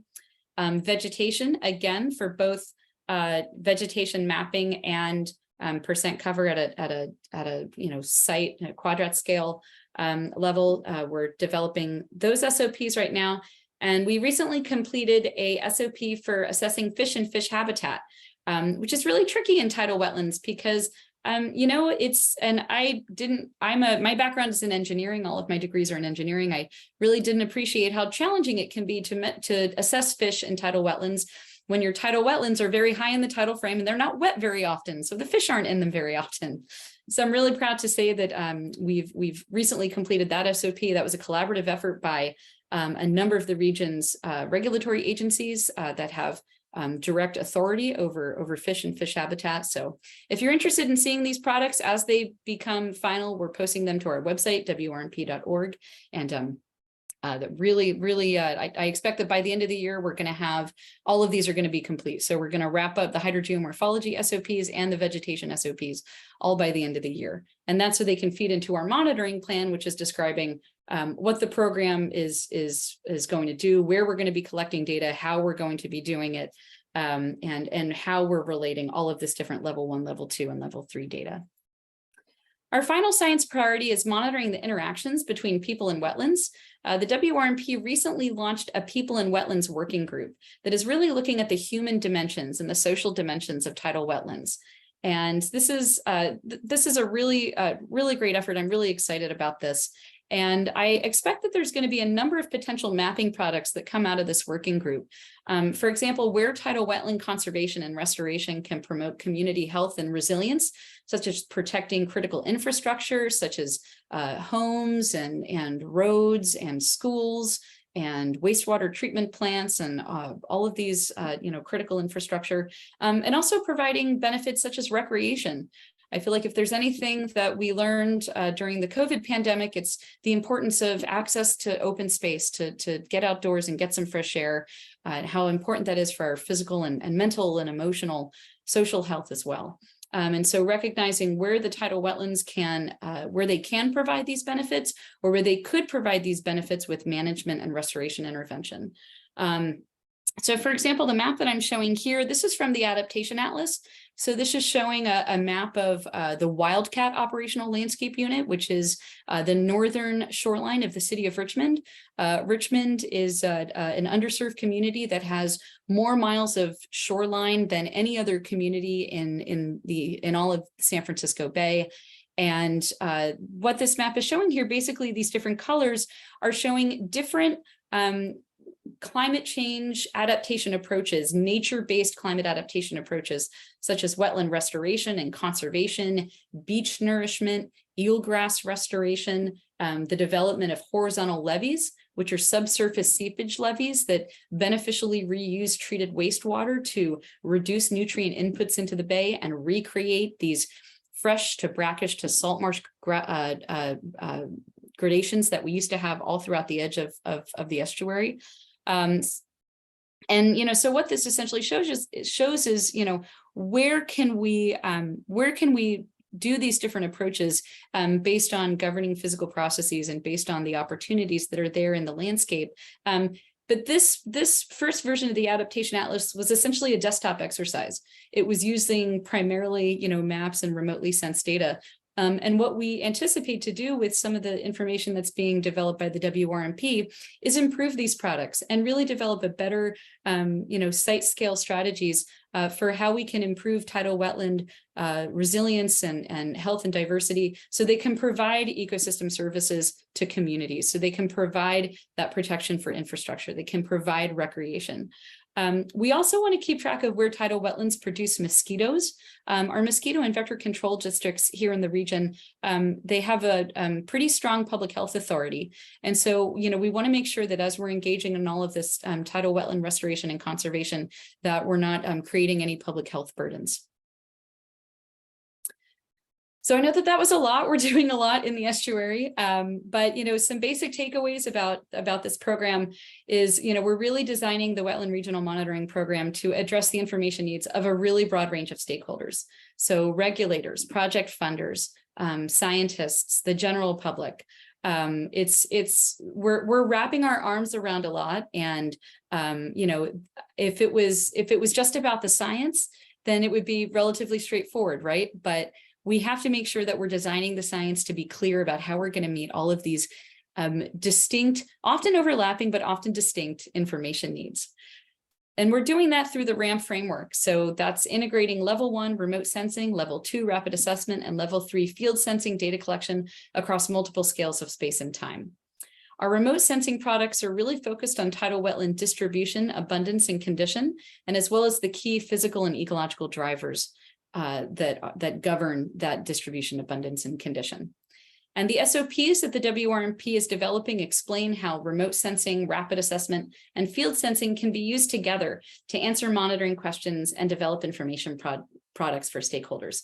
And we're already talking with some of our partners throughout the state to understand how some of the SOPs and the products that we're developing for the WRMP could perhaps be rolled out statewide, maybe with some tweaks here and there. But we think this is a really valuable framework for taking a landscape scale, regional approach to tidal wetland monitoring that will really help us develop the information that we need to support healthy, diverse, and resilient built and natural communities. So that's it. And if you have any questions, I'm happy to take them. Thank you so much, Christina. That was a lot. You all are doing so much. I was gonna ask about the kind of local framework, and then went into the people and wetlands part, and I was like, oh, we need a whole presentation on people and wetlands. I think it kind of shows how all of the information applies to management, but also to address those stakeholder needs. So I really appreciate that. And at the beginning, you talked about consistency in monitoring methods, and that's something that we hear a lot too in order to make decisions. Just one quick question before we move on. We have a little bit of a facilitated discussion, but I was just wondering if there are any things, maybe it is of the SOPs, but I was wondering like what 1 or 2 pieces of advice or resources you think would be most valuable for other regions that you've learned in the work in this estuary, and how, what you think is most valuable for transport across the country. Oh gosh. I think we're very fortunate in the San Francisco Bay region where we have a real muscle memory for interagency collaboration. I really do think that the science and technology side of it is the relatively straightforward part. There are, as we've learned today, a huge variety of tools and techniques to implement remote sensing, to develop these data products, and to look at the way that they relate to field sensing and rapid assessment. I think in most, I would make the argument, I've been doing this for 20 years now, that in most regions that you could get a dozen scientists in a room for a week, and at the end of that week, you give them all the pizza and beer and coffee that they need, and at the end of that week they'll spit out a science plan that will be very clear about, we're going to use these data collection techniques and we're going to manage the data this way, and this is how we're going to develop the products, and da-da-da-da-da. The difficult part is getting the buy-in from all the non-technical stakeholders. So it's making sure that, you know, the regulators, for example, I work for a regulatory agency. And so it's making sure that that program is creating data and information products, that it's really turning the data into information that those stakeholders can use, whether they're writing permits, whether they're writing grants for public funding of restoration, whether they're frontline communities that are trying to understand how they can support wetlands and how wetlands can support their communities. That's really it's a question of collaboration. It's a question of governance. It's a question of politics. And I think that's really the much more complex part. That's why, you know, it's taken 20 years for the WRMP to launch in the San Francisco estuary. When I first started working on this, when I first started my career 20 years ago, I worked on an earlier iteration of this program that was called the Integrated Regional Wetland Monitoring Pilot Project. And we did a lot of great science, and it went absolutely nowhere because it didn't have the stakeholder buy-in. And so now I find myself 20 years later working with a lot of the same scientists that I worked with 20 years ago. But now we have, you know, there's two more decades now of muscle memory of interagency collaboration. And that was really just kind of nascent I think in the 90s. And so, you know, so that's my advice, is that you really have to have get that collaborative spirit, and then the science it's work, but it's straightforward. I think that's such a good point to end on. And yeah, agreed. And it goes back to something we heard at the beginning in one of our initial facilitation questions was getting buy-in is a real challenge, and not, you know, from the decision makers and as you suggest, the frontline communities. And so I appreciate that as we end this panel. So thank you to our panel, Christina, Owen, and Alex, who had to jump off. And thank you all, you know, for hanging in there. And we do have some last questions. So if you all want to hang on a little bit, I know we're at the end of our scheduled time, but I think these will be fun. So we're going to put up the Mentimeter again and invite all of you to participate discussion. We won't take too much more of your time, but we'd really love to hear your thoughts. So Jordan is going to put this is so you go to menti.com. Again, type in the code 3221-2524, and we'll give you a second to log on, and hopefully some of you will be willing. I see some of you. Great. Awesome. Yeah. So we'll just ask a few of our questions, and I'll see, you know, the thoughts of the participants and the panelists as we wrap up this really great workshops that we've had today. So the first question here, what are some of the specific resilience challenges you're trying to address with remote sensing information? Is it sea level rise, or, you know, something more specific like, you know, vulnerable homes on the coast, or, you know, something in inland? We talked a lot in the coastal areas. We had one inland presentation. So what are some of those challenges you're dealing with now? Wetland migration for sure, wetland loss, data, technology, sea level rise, coastal marsh vulnerability, drought. Yeah, I think for sure. And we've been hearing that a lot with some of the other work we're doing in other places. And certainly in California, we have that as well. Not this year, but.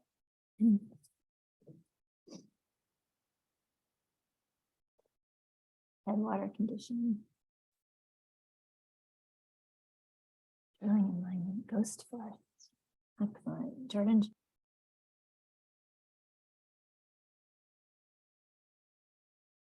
So with folks that are left, we really love to hear from you. You know, we heard a little bit at the beginning of where you came in terms of your kind of familiarity with remote sensing and, you know, the data. So is there something you learned today that's sparked a new idea, something you're going to go back to your office and say, ghost forest? I want to know more about dog robots too. You know, something that you're going to take take back with you, or something that you would like to hear more of these kind of presentations on, or work, you'd like another workshop or training. Our ideas. Networking.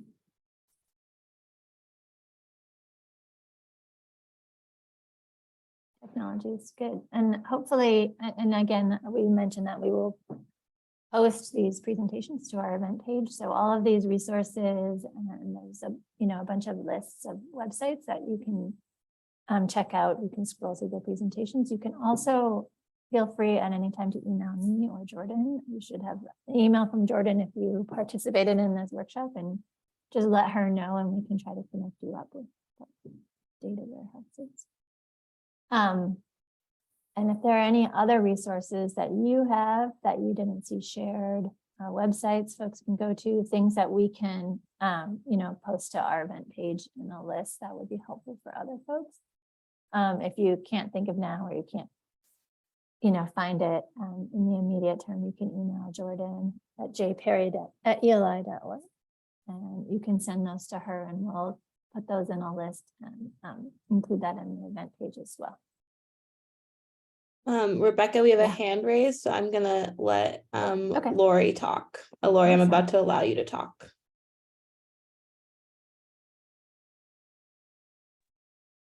Hi, I just wondered if anybody out there uses drone deploy. I'm a wetland scientist who works in the Western United States. I just wondered if anybody uses drone deploy in the NDVI service that they have. Thank you so much, Lori. Thank you for being here. I appreciate it. If you do want to, you go ahead and let Lori know in the chat or the Q&A, and we can connect you up.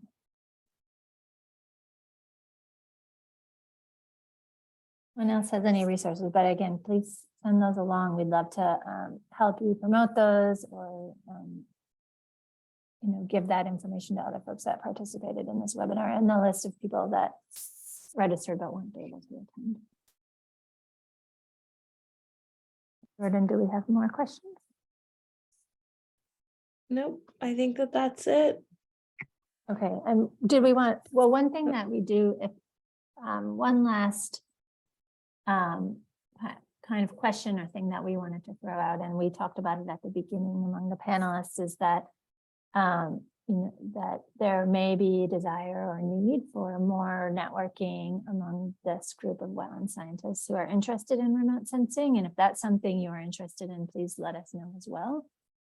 And we can, or if you have ways that you think would work to, connect up this kind of network, let us know that. You can do it in the chat or Q&A, or Hi, sorry, I'm on this. Oh, Laura, we still hear you. Oh, I'm not muted. Okay. Trying to figure it out. Yeah, thank you. So please let us know that too. Is we love to be able to try to connect up this group with others that are interested.